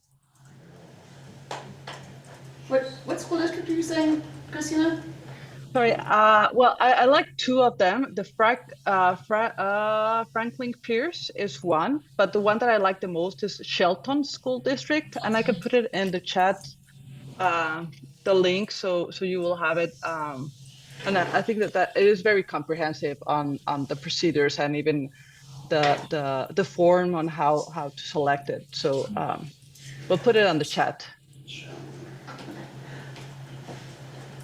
My general thoughts on naming policy is I have two concerns. One is that by singling out any one person for recognition, we are sort of by definition not recognizing other maybe equally worthy educators or members of the community. And I would be interested to see sort of like what that bar would be to reach that, and who comes up with that bar. I mean, as academic contribution and athletic team contribution and maybe like student betterment contribution, like how do we weigh these different things? Or longevity. Longevity, or just impact on students. I'm not sure how we can say like, oh, I had a winning, badminton team for 47 years or whatever, or like I was the winning badminton coach, but I pioneered a counseling program or something. Like, how do you, apples to apples, the contributions of the various educators and adults that are impacted in our students' lives and community members? So I do have a concern about that. I worry sometimes that the loudest voices in the room can affect who we name buildings after if we're building by sort of like perceived community input or community sort of like desire for a particular person.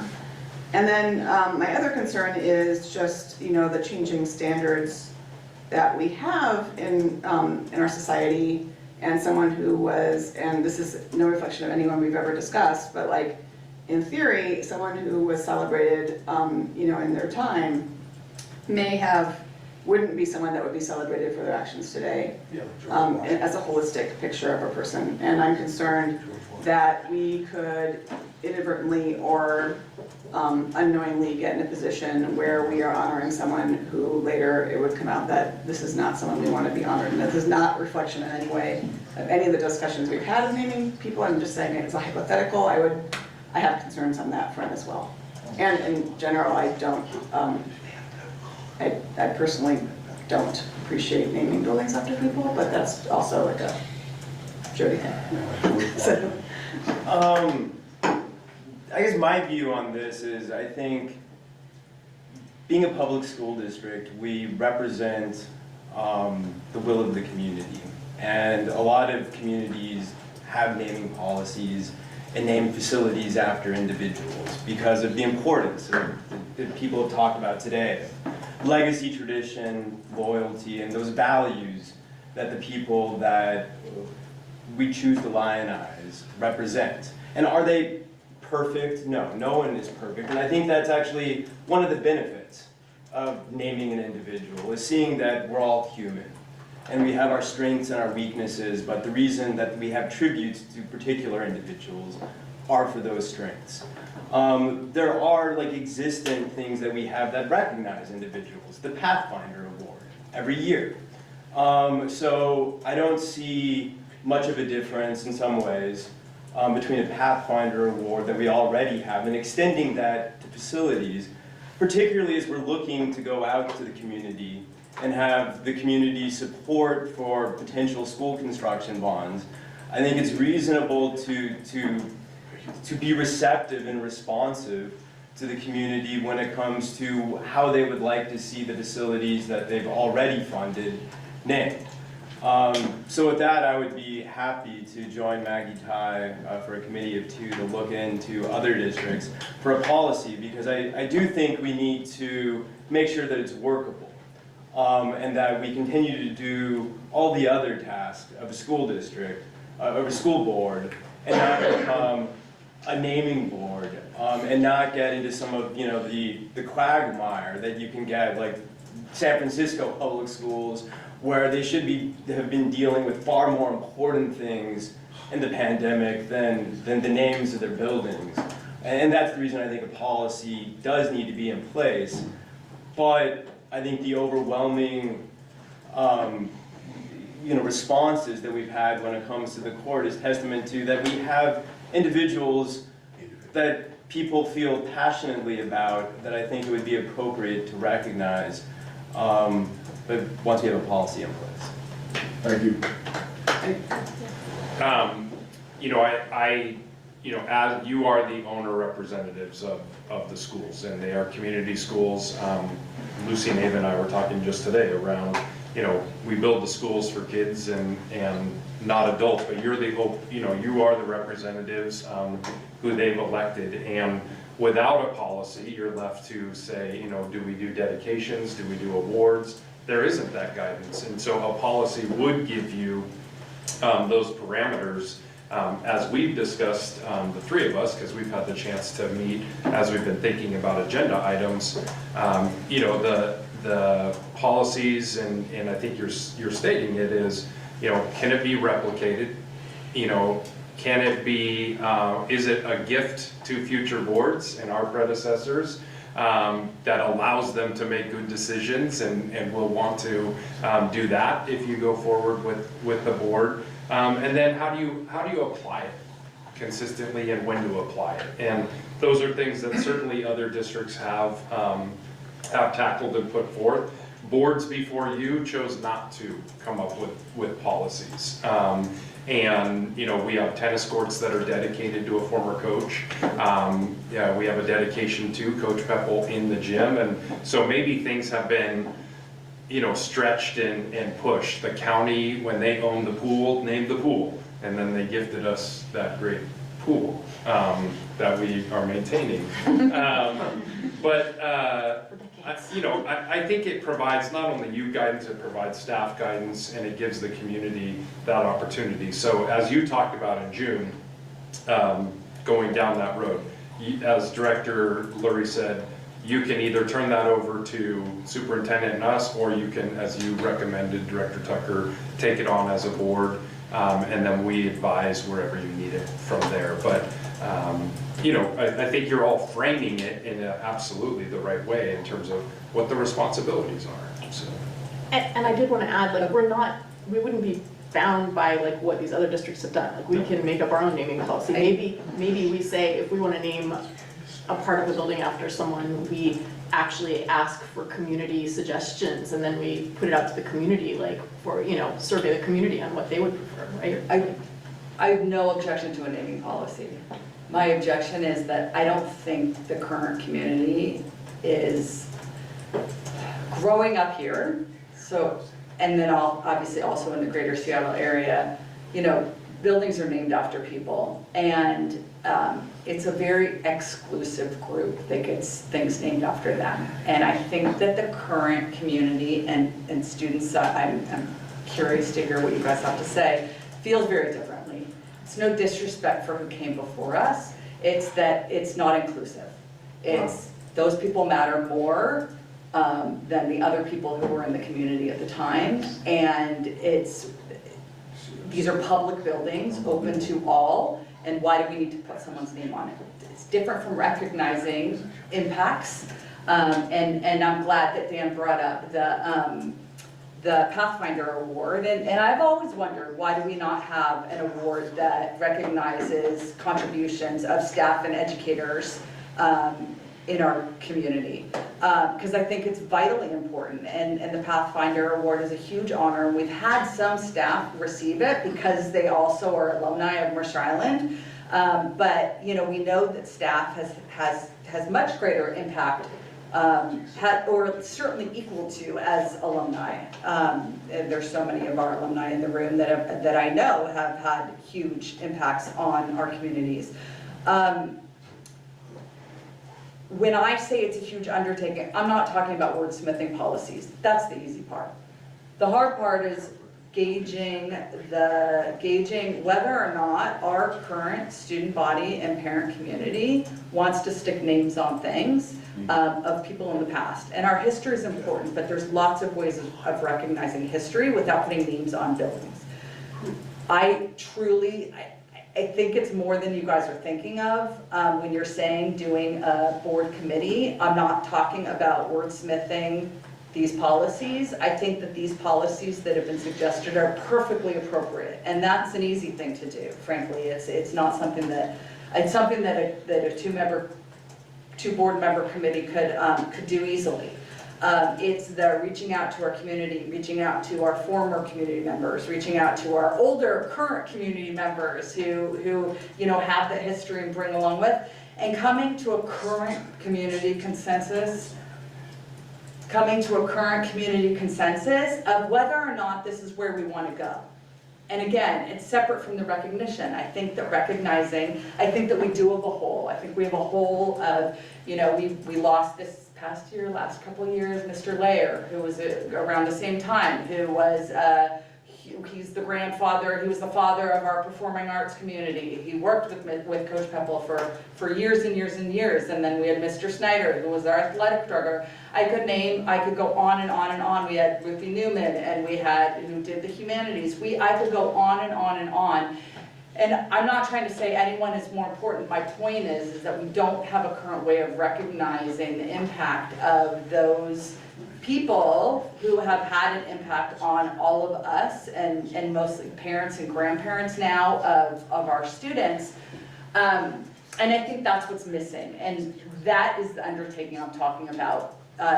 Dr. Rundle has provided a tremendous leadership in going out to our community and getting feedback and engaging the community with this type of information. We don't even know how our current students feel about walking into we're not really talking about naming schools. We don't name schools, I believe it's in most of those policies, we don't name them after people. We name them after, I think the priority is that we name them after locations, like Northwood is the north of the island, and there's Woods, and Mercer View, and Mercer Crest, and Lake Ridge, and West Mercer. Those are the types of names that we name because they're community names, they're not individual people names. So I absolutely am in favor of having these discussions. I don't know the best way to do it. I am opposed to it being a committee of the board because I think it's much bigger than that.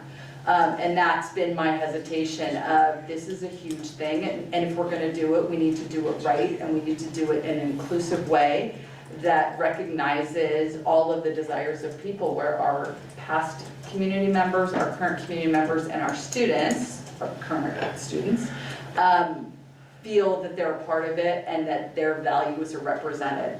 I don't know the answer to that. My thinking was that we have our superintendent kind of meet with, whether it's develop a board or committee that includes community members, past and current and future community members, adults, community members. That just feels like the right thing to me. And I'm not talking about wordsmithing policies, I'm talking about what's the right direction to go in. Sorry, Christina has had her hand up for a while. Do you want to give her, or is it just up from before? I think it was, did it go up again? It went. Yes, it did.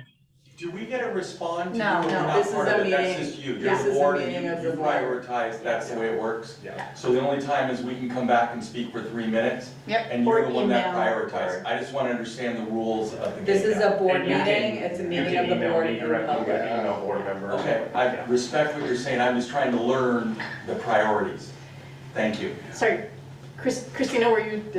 Go ahead. Yeah, I did raise my hand. I just want to address a little bit of the concerns of Jody and Deborah.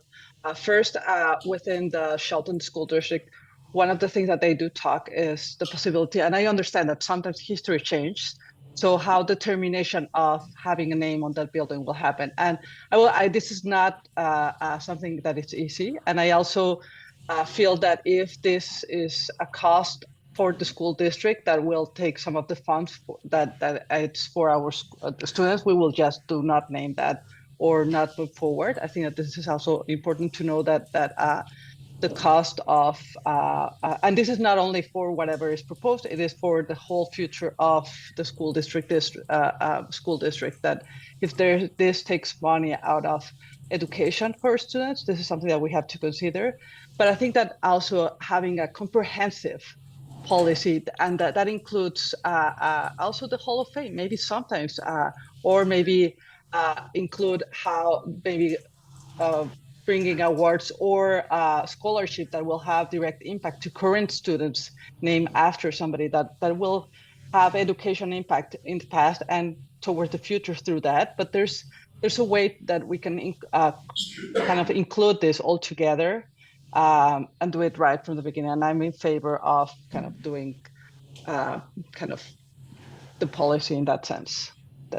So one question I have is, if we did create a board committee of 2, could we work together with the administration to, for example, like do a survey, or you know, like, or meet, could a committee of 2 like meet with student representatives to talk about, to hear what like current students think about these issues? Yeah, I think what you could go either way. I mean, you could have, as Director Lurie said, you could have me set that up with the expectation as a board that 2 board members are on that committee, and then we work, you know, obviously we have people here tonight, we have others who would be interested, we have 2 student board reps, and we have others who could be part of that, or it could be a committee of the board, and then you could say we also want the superintendent to do that. You can go either way on that, Director Tucker. I would love to envision it like the facilities planning committees, where it is, I mean. I'm fine with either one, I just hate to add more to the superintendent's schedule this year in particular, like with everything else going on, you know?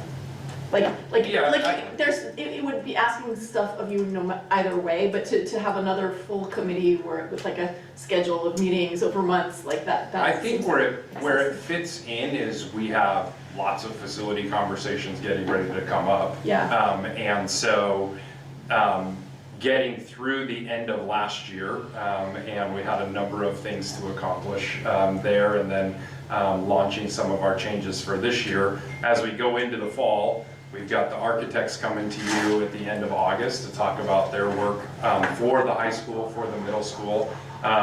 So I don't see that barrier as we head into 24, 25. I hear the passion in the request, and I want to make sure that we're choosing a process where we have the opportunity to hear that passion from everyone and not just on one particular point of view. I mean, everyone deserves their opportunity, and it's our duty, obligation, and desire to hear that. I want to hear from our students. Thank you.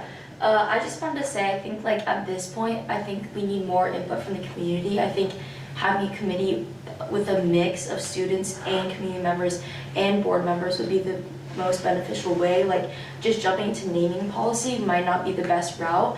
And I think like there's a bunch of ways to recognize people. Like every day in the hallway right next to the front door, so everyone walks by it, is like the hall of like Pathfinder, previous Pathfinder awards, so people see that all the time when they're walking by. In the band hall, there's a whole plaque wall of award winners from the past. And there's also stories, like our teachers tell us stories about people that they've known. Like I've heard numerous stories from Ed Pepple, from like various teachers at the school. So I think there's so many ways to recognize people, and then jumping directly into naming policy isn't probably the best way. So I think we need more input from the community and like students for how we're gonna approach this. Yeah, I definitely like doing what Eva says. Like, I think if we are going to name something after someone, I think the most important thing is that we're actually learning about their history, you know. That's just the name of a building, like Mary Way is just the name of the pool. It doesn't necessarily do much to teach our students about what their actual meaning was.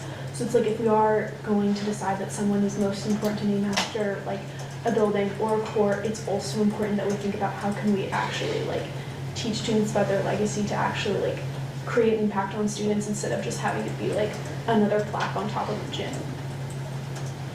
Yeah, I'm fine, if that's kind of the consensus that looks like is forming up, as long as there's bandwidth from, Out of curiosity, I mean, has anyone on the board heard strong opposition to naming? Because, I have. Very much I have, so. yeah, okay, Tons. yeah. like, I mean, just like across the board? Yeah. And then how do people then respond to those other facilities throughout? I mean, schools, buildings, etc. Would they prefer that they not have names and be Our just schools numbers? don't have names. You mean I mean, elsewhere? our schools aren't named after, we don't, our public. No. But in many other school districts, there's been examples of it on our island. There are names. I guess as someone who reads history, I think it's informative, like having names, because it tells a story. I mean, it's something you choose to positive attributes, but even if it's negative attributes, that is informative. It's about a legacy of an individual. And maybe we just live in a time that doesn't believe that individuals can accomplish anything, and so it's better not to name anything. I think the question is how. I don't think anyone has said it's not appropriate. The question is how, and sticking someone's name on a building is very different from recognizing them in another way, whether it's scholarship or the plaques that you see, and the learning about it is tremendously important. And how is it so different? It's the court. Is it What the if court I- or the gym? It's the court. I think it's the court. What if I take this conversation from here? Why don't I propose to you what a committee structure could look like for going down this piece? Part of it, I'm hearing from you, Ava, is important to get perspective on not just naming a facility, but other aspects of it. So that can be part of it. The facilities can be part of it. I hear an interest of having at least two board members serve on that. I can put together a proposal and an idea to you, bring it back to you, and you can kind of have something then to springboard on so that we can get rolling on, as you said, no one's disagreeing of getting a policy, but how do we get going? And I can bring forward something to get that ball rolling. That sounds really good to me, especially because, like, from I hadn't really thought about it before tonight, but it does seem that we have kind of like an unofficial district policy that we only name our schools after kind of like geographical location or, you know, neighborhoods or whatever, which if we don't have a policy, like, how do we make sure that if that's what we want in our district, like, we should have a policy so that that's in it, you know what I mean? Like I think it's worth being thoughtful about. I was trying to go back to Northwood, and it was more of an ad hoc parameter that particular board put around. We gathered names from, I mean, there were hundreds of ideas of names, but they really kind of had an interest around, a certain piece. But this would help if we do ever build a new school or whatnot with that. And that's the point that I say is, what's the legacy of the policy? Not just the people's legacy who you're naming it after, because whatever you do, and I'm part of, we want to make sure that boards down the road, superintendents, that they inherit something that they can really work, that they know what it means. We don't want to leave a problem for a future group. Yeah, I think that sounds like a great plan. I'm very happy with that approach. Okay, so we're not taking action on this today. This is discussion, so we'll add it to the next agenda for more discussion. Yeah, and I will try to get that to you though with enough time to really, so you have time to kind of really talk about it. We have 3 weeks between now and the next meeting, so that'll give me a chance to kind of, what could some structures look like? I'll think about previous committees, what worked, what didn't. But I know what some of your interests are for sure that I've written down. Thank you. I did also, can I just make one more comment? I want to say that I do appreciate how many people came out to contribute tonight. As someone who, I've only lived on Mercer Island for, I don't know how many years now. Okay, I guess 12 years now. I don't know all of this history, right? Although I've certainly heard more of it recently. But I also really appreciate the tone of the comments tonight, because this is a very, obviously, impassionate topic for people. And, since it first came up, the board has been threatened, kind of harassed. We've gotten some really unpleasant emails and verbal comments, all truth. from this gentleman here. So I really appreciate the positive, constructive comments and kind of realizing that we have a bigger role here to fill in terms of like having a policy so that in future, when something like this comes up, we can like look at our policy and say, oh, we do this or we don't do this, yeah. So, thank you. And that's who we are. And ultimately, we want Yes. to make it work for everyone. Thank you. Thank you for acknowledging that. It means a lot. Yeah, thank you. Appreciate it very much. All right, moving on to our next topic, Board Policy 1003, Board Job Description, Board Discussion on Social Media Mass Action Lawsuit. Do we want to break or keep going? Anyone need a break? Is it okay to leave? Yeah, You don't want to be Thank you rude. all. No, thank you for Be coming. respectful and thank you. We just have our rules and happy to have any conversation anytime. Al, you guys. All right. Oh, are we taking a break? No, no. We're just standing. So why don't we, let's take 5. She's right.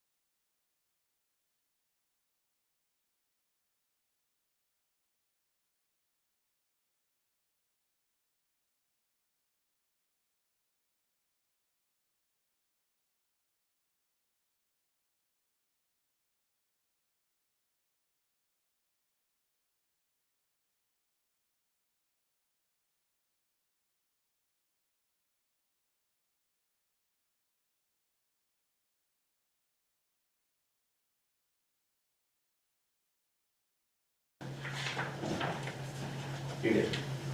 Good? You're All right.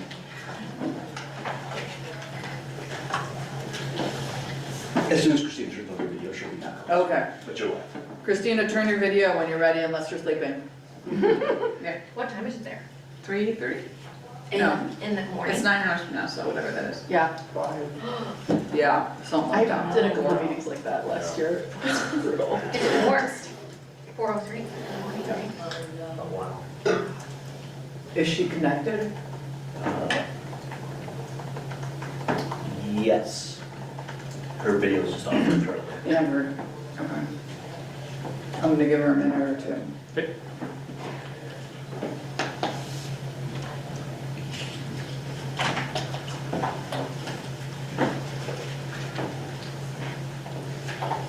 Maybe her video's just off and she's participating. Mm-hmm. Maybe. Christina, if you're there, just have your video off, which is fine. We just unmute and tell us that so we can go. Unless you really fell asleep.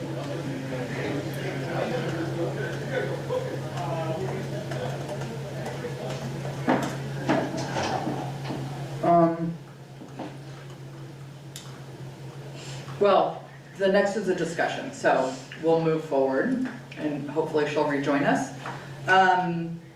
Is the board discussion on social media mass action lawsuit. This is actually a quick update. I'll let Dr. Rendell take it from here. In addition to naming facilities in June, you also had a discussion around bringing back to the forefront a conversation around the mass action lawsuit. We did reach out to the attorneys who are handling that and did get an update from them. So I want to turn it over to Director Battersby just to talk about some of the updates that have come out of a recent ruling in California and then get an idea of where you want to go from here. So just by way of a reminder, a couple of things. This is a situation where many school districts across the nation, so it's not just in Washington. One of the initial schools in Washington, I believe, was the Seattle School District, joined in a sort of mass action suit. So they're joined as individual, but they've been joined together, where they're alleging that the defendants, which are large social media companies like TikTok, Facebook, which I guess is Meta, and what have you, have created and promoted addictive social media platforms that have resulting in sort of substantial interference in the school district's educational environments, operations, and imposing sort of a large burden on school district, which typically comes in the form of providing mental health services to youth or destructive behaviors. I think there was one claimant that they cited in response to some sort of TikTok challenge. People were destroying sinks and what have you, so there's some property damage and other things being alleged. So there's many claims by many different defendants, and they've been all joined at both the state level in California at this point in time, and there's a separate case going on at the federal level. There's nothing that's happened at the federal level, but it's my understanding that they, it's Keller Rohrack, I may be saying it incorrectly. I think it's Keller Rohrack. Rohrack, sorry. That they reached out just to give us an update, which is that there were 4 claims dismissed claims of 4 school districts that had joined that California had been dismissed. And so everyone else has sort of stayed in that state proceeding in California. One of those, as I read it, I didn't get the case directly from them, but I did find it online, was a Washington school district. And it was there, it wasn't the districts themselves, it was a specific claim of the district, which as I read it was a negligent claim, was dismissed by the court. But that is going to be appealed, but pending the appeal, it's stayed. So that's sort of where we are in the process. And it was really based more on whether or not what the negligence claims were based on, which is probably getting too much into the legal framework. But so they just want to give us updates that right now there's sort of a pause at the state level and they're going through an appellate process to see where they go. So the question kind of to you as a group is, do you want to move forward to bring in attorneys from the law firm still? Do you want to put it on hold until we see what plays out in California? Do you want to just move forward and join the lawsuit at the federal level, not at the state level? What are you thinking right now? We didn't anticipate this change between June and here, but this is the changing landscape. Do we have any idea on the timing of the federal decision? I haven't heard anything on No, we don't really have an idea on time, and as I said, I think it would be, since we're not deeply engaged in the litigation at this point in time at either level, I think if we were to be making a decision as to federal or state, you'd want to get more information before making any type of decision and better understand the claims and the basis of claims and potential impacts. So, question, so my understanding is in a mass action, each district will be filing their own individual action, which sounds like it's more of a burden, particularly for a small district like ours, to be involved since there isn't a class representative as there would be in a class action. And so I have concerns about the amount of time that could be consumed, particularly if we're filing individually. And then two, as I've said in the past, like I think in terms of antagonizing members of the community who work at these companies, absent some unique fact pattern at our school that may be not represented by these other suits that would be particularly powerful.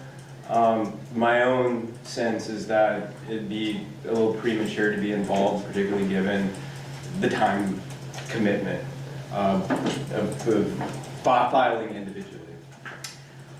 The whole point of bringing someone is to learn the actual issues before making assumptions, so that we can make an educated decision on whether or not it would be appropriate for us to join.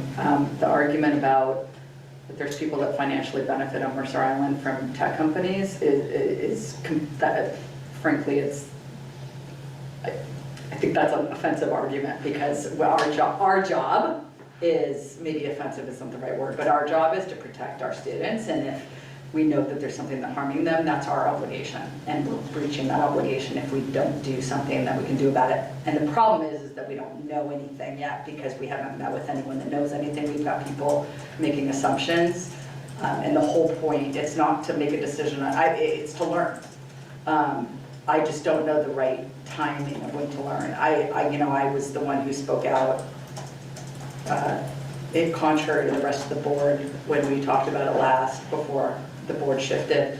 And I feel the same way, and frankly just as strongly, that our job is to learn and make the decision, and to not let assumptions and other biases make those determinations. I think that it's also an obligation of anyone to,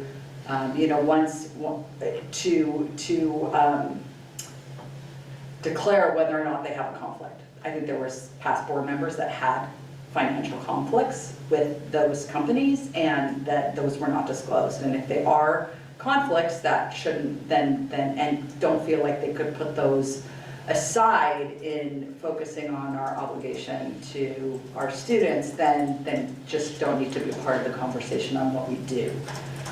We all have conflicts with things, but the question is, what role do we play as a board?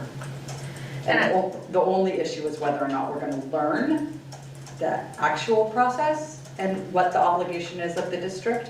If we learn that it's going to cost the district tens of thousands of dollars and take 100 to 200 hours, then we need to know that going in, and it would be irresponsible to make a decision on whether or not we're going to participate prior to making that decision. But if it's going to be like 5 hours of providing data that we already have, then, and no financial obligation, we need to know that too.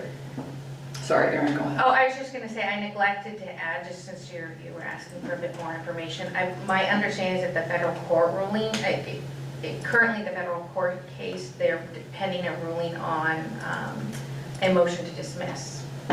So they're sort of pending as well. That's also sort of it's in federal court, but also in California. Is it a summary judgment motion to dismiss? Like, is it early?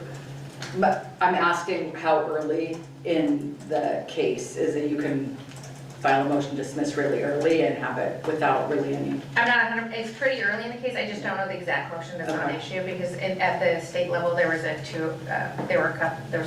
there were a couple other things. There was a 203 claim and what have you, so, or 230, section 230, which is economic loss doctrine and what have you, so there's different things going on right now. So I'm not exactly sure where they are, but it's early in the stage because this started, I think, they filed in early, maybe 2023. This hasn't been that long when they did the initial filing.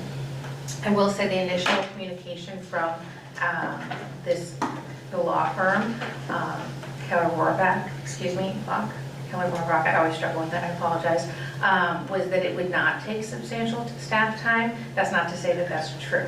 I think there's a lot of things that you would balance before going into any litigation, both in terms of what are you admitting to in order to bring the claims, what are you saying you are or not doing, and also do we have standing. That there's a lot of things you want to consider, but I'm not here to advise you on that at this point in time because I don't have all the details. And really, they are our content experts, which is not myself. So I wouldn't want to venture there. It's more complex than just where are they in their process. But I just had neglected to mention where they were in the federal process. So one is pending appeal at the state level, the other one they're waiting on a decision on motions to dismiss. Christina? I do want to mention that I would love to learn a little more about this. I don't know anything about litigation, so I will absolutely need that. I will just say that it is our duty to protect the mental health of our students, and I have seen my kids and their friends and the difference on how this is changing between high schoolers and middle schoolers, and it is a concern between parents on how this is affecting the mental health of our students and how addictive it's becoming. So I'm all for learning what does this will entail for the district if we move forward in that direction. So I think that we have, so just trying to gauge where we go next is we do nothing. We don't do anything until we hear what happens with these motions and ask Aaron to kind of follow. I'm sure you guys get updates. Ask them to follow and to let us know. We could have a committee of 2 and students set up a meeting with the law firm to learn more and bring it back to the board. We can set up a meeting with the law firm for the whole board. Doesn't have to be a long meeting. I'm sure 20 to 30 minutes is plenty to get the questions answered. I'm sure they presented this many, many, many times. Or we could ask our superintendent if he has a staff member who would be willing to get that additional information and then present it to the board. Does anyone have any other suggestions before we kind of figure out which one? No, I was just going to say, to me, it makes the most sense to just wait and see what happens with the California decision and the federal decision, and then just kind of check in after that and see if people are, like, it may all be moot, right, after that point, and then if it's not, then we can decide if we want to learn more, you know? Is there any risk of, I mean, I know one of the concerns with mass action lawsuits, if you don't join it, you are not entitled to any settlement. So is there any timeline that, I mean, that, I don't have an issue with that. You're discussing preserving your claim, right? And whether or not there's, I mean, without knowing more about the specific claims, I don't necessarily know the timelines, right?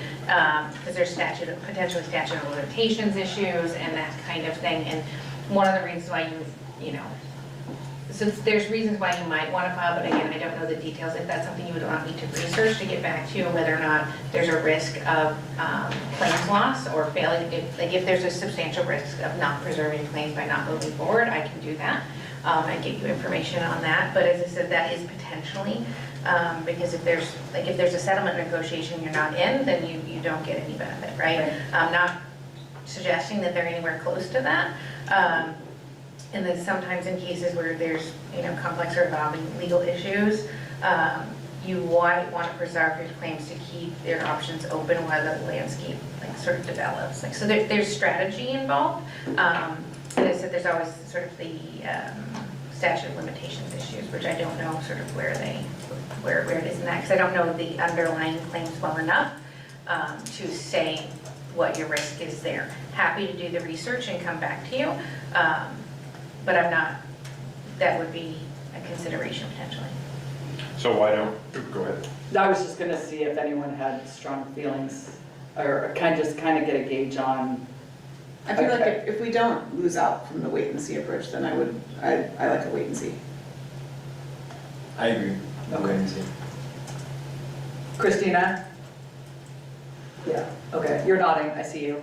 Yeah, I agree. So, yeah, I mean, if we could just get that one piece of information. We'll reach out.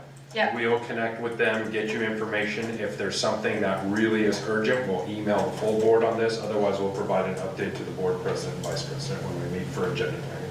Perfect, that sounds great. Great, okay. I didn't really ask you guys, but. It's okay. I wanted that to happen too, so. Okay, thank you.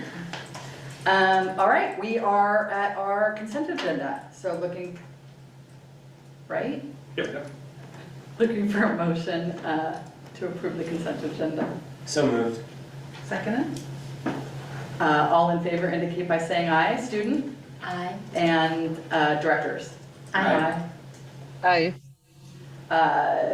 Any opposed? So that passes, consent agenda is approved by a vote of 1050. And moving on to superintendent announcements. Just one announcement, there was only one bond measure for schools on the ballot. That was Linden School District as of last check. It was a $157.5 million project, and it was failing at 47%. So Where's there was Linden? way up North. north. Order. Yep. Blaine, right? Yep. Further east. Brutal. So they're right on it, but not quite passing. We'll see what happens, but I haven't seen anything further than that. So Wait, right on it. Like Almost passing. almost passing, but not quite. I mean, they're 47% bond. bond. Don't they need- Oh, no, they're not even close on their bond. They're sorry. not close, yeah. Okay, I'm Way like, off. wait, did the law change? I'm way off. Wishful thinking. I don't know the ins and outs of what that looks like. I do know the superintendent up there. I'll probably see him or whatnot in some WASA meetings, so I'll check in. But that was the only ballot measure regarding bonds, so I wanted to update you there. Otherwise, we are full steam ahead, getting ready for the school year. It's an exciting time. Great. Legislative report. Fred and Christina and I met with the PTA advocacy people, just sort of talk about legislative priorities. This was a while in the past. During the summer at some point, this happened. And that was interesting. And then Christina and I have just been spending way too many hours going through this thing and meeting with other schools. And by this thing, I mean the General Assembly handbook for the WESTA. And meeting with our coalition of legislative directors in the area and sort of coordinating our actions and priorities with them. So it's been an extremely busy school board summer, a lot busier than I thought it would be, but we persevere. It's been great having the team approach. I think, in the 2 months that we've been doing it, it's been working out fantastically well for projects like this. Do you want to talk about the big concern? The big issue? With this? Yeah. There are, not officially bringing it to the board for any action from here because we're out of the window, so, but there are districts that are sort of spearheading some taking out language with anything to do with anything to do with like race or DEI or and making it so that the WASDA cannot consider that language, and also really advocating for parental choice with the curriculum in the schools.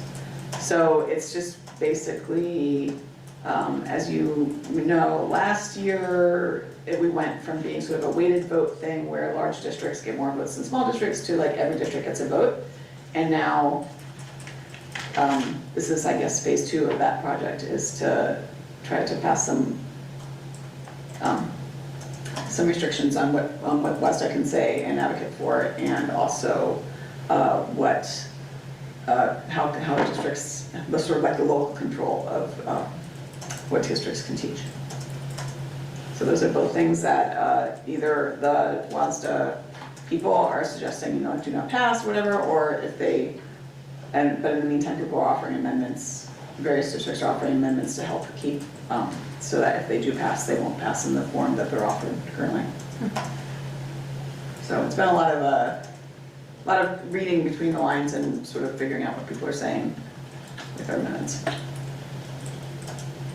And there are, like to sort of make sure, because things are couched in a very positive way, but it comes out to like, our parents can pick our curriculum or whatever, like directly or whatever. Local control. Yeah. So it's, no direct impact in terms of obviously like what we can teach in our school. Right. But other than how it plays out and whether this, tears WASDA apart, like, further than it has been. As I think everyone on the board knows, I do not think that WASDA has done a very good job of representing our interest when it comes financially. So my view is I certainly do not agree with the content of these proposals, but at the end of the day, if it diminishes WASDA's influence, maybe that's a silver lining. Christina, do you want to add anything from our discussions with the other boards and these other lead reps? I think you said it all. And yeah, we've had a lot of Zooms with them. We did a lot of Zoom in the summer, talking with these other districts, and I can provide further details if anyone's interested on which specific amendments people are working on and working toward. And certainly now that the amendment window has closed, I predict that we'll have another meeting to sort of talk about where we are now and where we're going. Or once the finalized handbook comes out on the 16th, we're planning to meet, the lead reps and are planning to meet to talk about sort of where we are at that point, and then I can provide an update at our 29th meeting if you're interested. Only addition that I'll add, I've also talked to our two ledge reps about transportation. And in the past, what's that? Sorry, I didn't mean to No. Squish your. Keep going. No. You wanna do it? No. You do it. But I'm just I didn't mean to totally disregard that. No, you didn't. No. We talked, and so just adding in, as we've been looking at escalating costs for insurance, utilities, we started asking ourselves before we broke for the summer internally, let's double check where we are on transportation. Transportation historically has not been a place where we've been radically underfunded. For instance, in 2019, 2020, we were only underfunded by $76,000. Over the course of time, we've seen our apportionment go down from the state, but expenditures have stayed essentially flat, slightly increased. And so there's a potential that we might get closer to that $1 million differential now in terms of transportation. So as we're thinking about some of the priorities, I will add on to your document that you started, just contextual information around transportation, so that as we're talking to our representatives or others, you have that fact, or you have that list of facts as well. It's probably something that, again, doesn't move the needle as much as MSOC or special education, but if we're close to $1 million short now, it would be another area where we want to keep thinking about that. Also, in relationship to anything, obviously, that we want to watch related to purchases for fuel efficient or electric buses. So, that addition as well. The General Assembly is September 2024. And it's in SeaTac. Yeah. And Jody's going. And Christina's going. No, Christina's not going. Christina cannot go. Jody's going. Right? Yeah. Christina, you can't go? Right? Okay, does anyone else want to go? There could be some lively discussions this year. I'm considering it. I need to look at my schedule again. And I'm going, I'm not. We only have one vote, but it's. And I'm going day to day, I'm not. Yeah. You're not staying. SeaTac, so exotic, but I'll try to It's resist. the poll. All right. Okay, thank you. Board reports. Students, anything else? not excited for school to start. It's approaching so fast, like it's scary. Yes. Yeah, it's okay. Okay, thank you. But nothing? Nothing. Nothing? Christina? Ready to go to bed? We still have an executive session.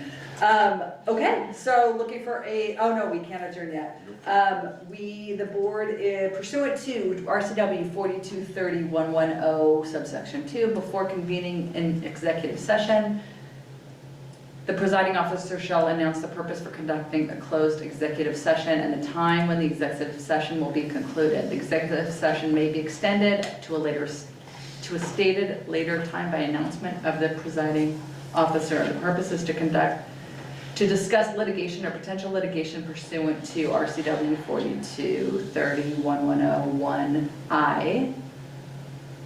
And we will return to, the executive session will go till 8 p.m. And looking for a motion and a second to recess into executive session. I move we recess to executive session. Second? And that's at 7:30, and all in favor indicate by saying aye. Students? Aye. And directors? Aye. Any opposed? So that's a 1050, and we are now in recess. We are now in recess and entering the executive session.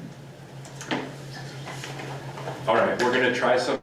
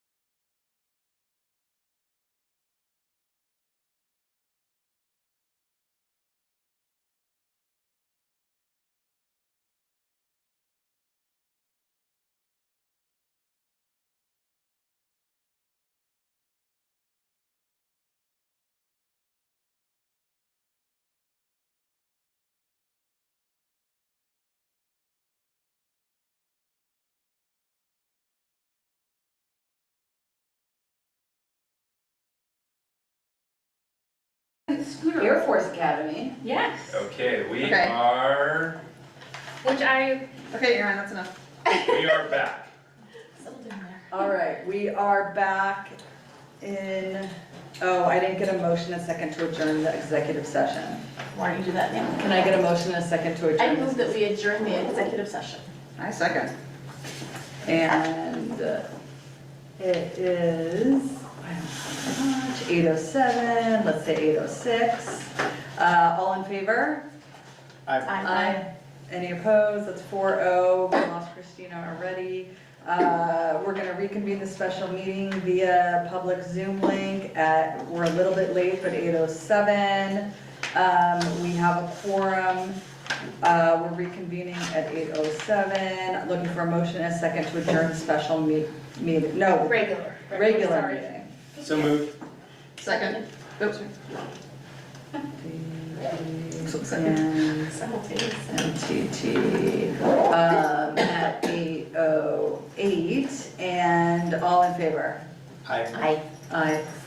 Jody? Jody. Oh, aye, sorry. And any opposed? please choose. We are adjourned at 8:08, 5 voted 4-0. 808 on 808. 8:08 on 8:08. I was thinking about that today, and it's like 8:08, and you know, the whole big thing about getting married on 8:88. Yeah. And it's like, that was a really long time ago. Yeah, that was like before my child was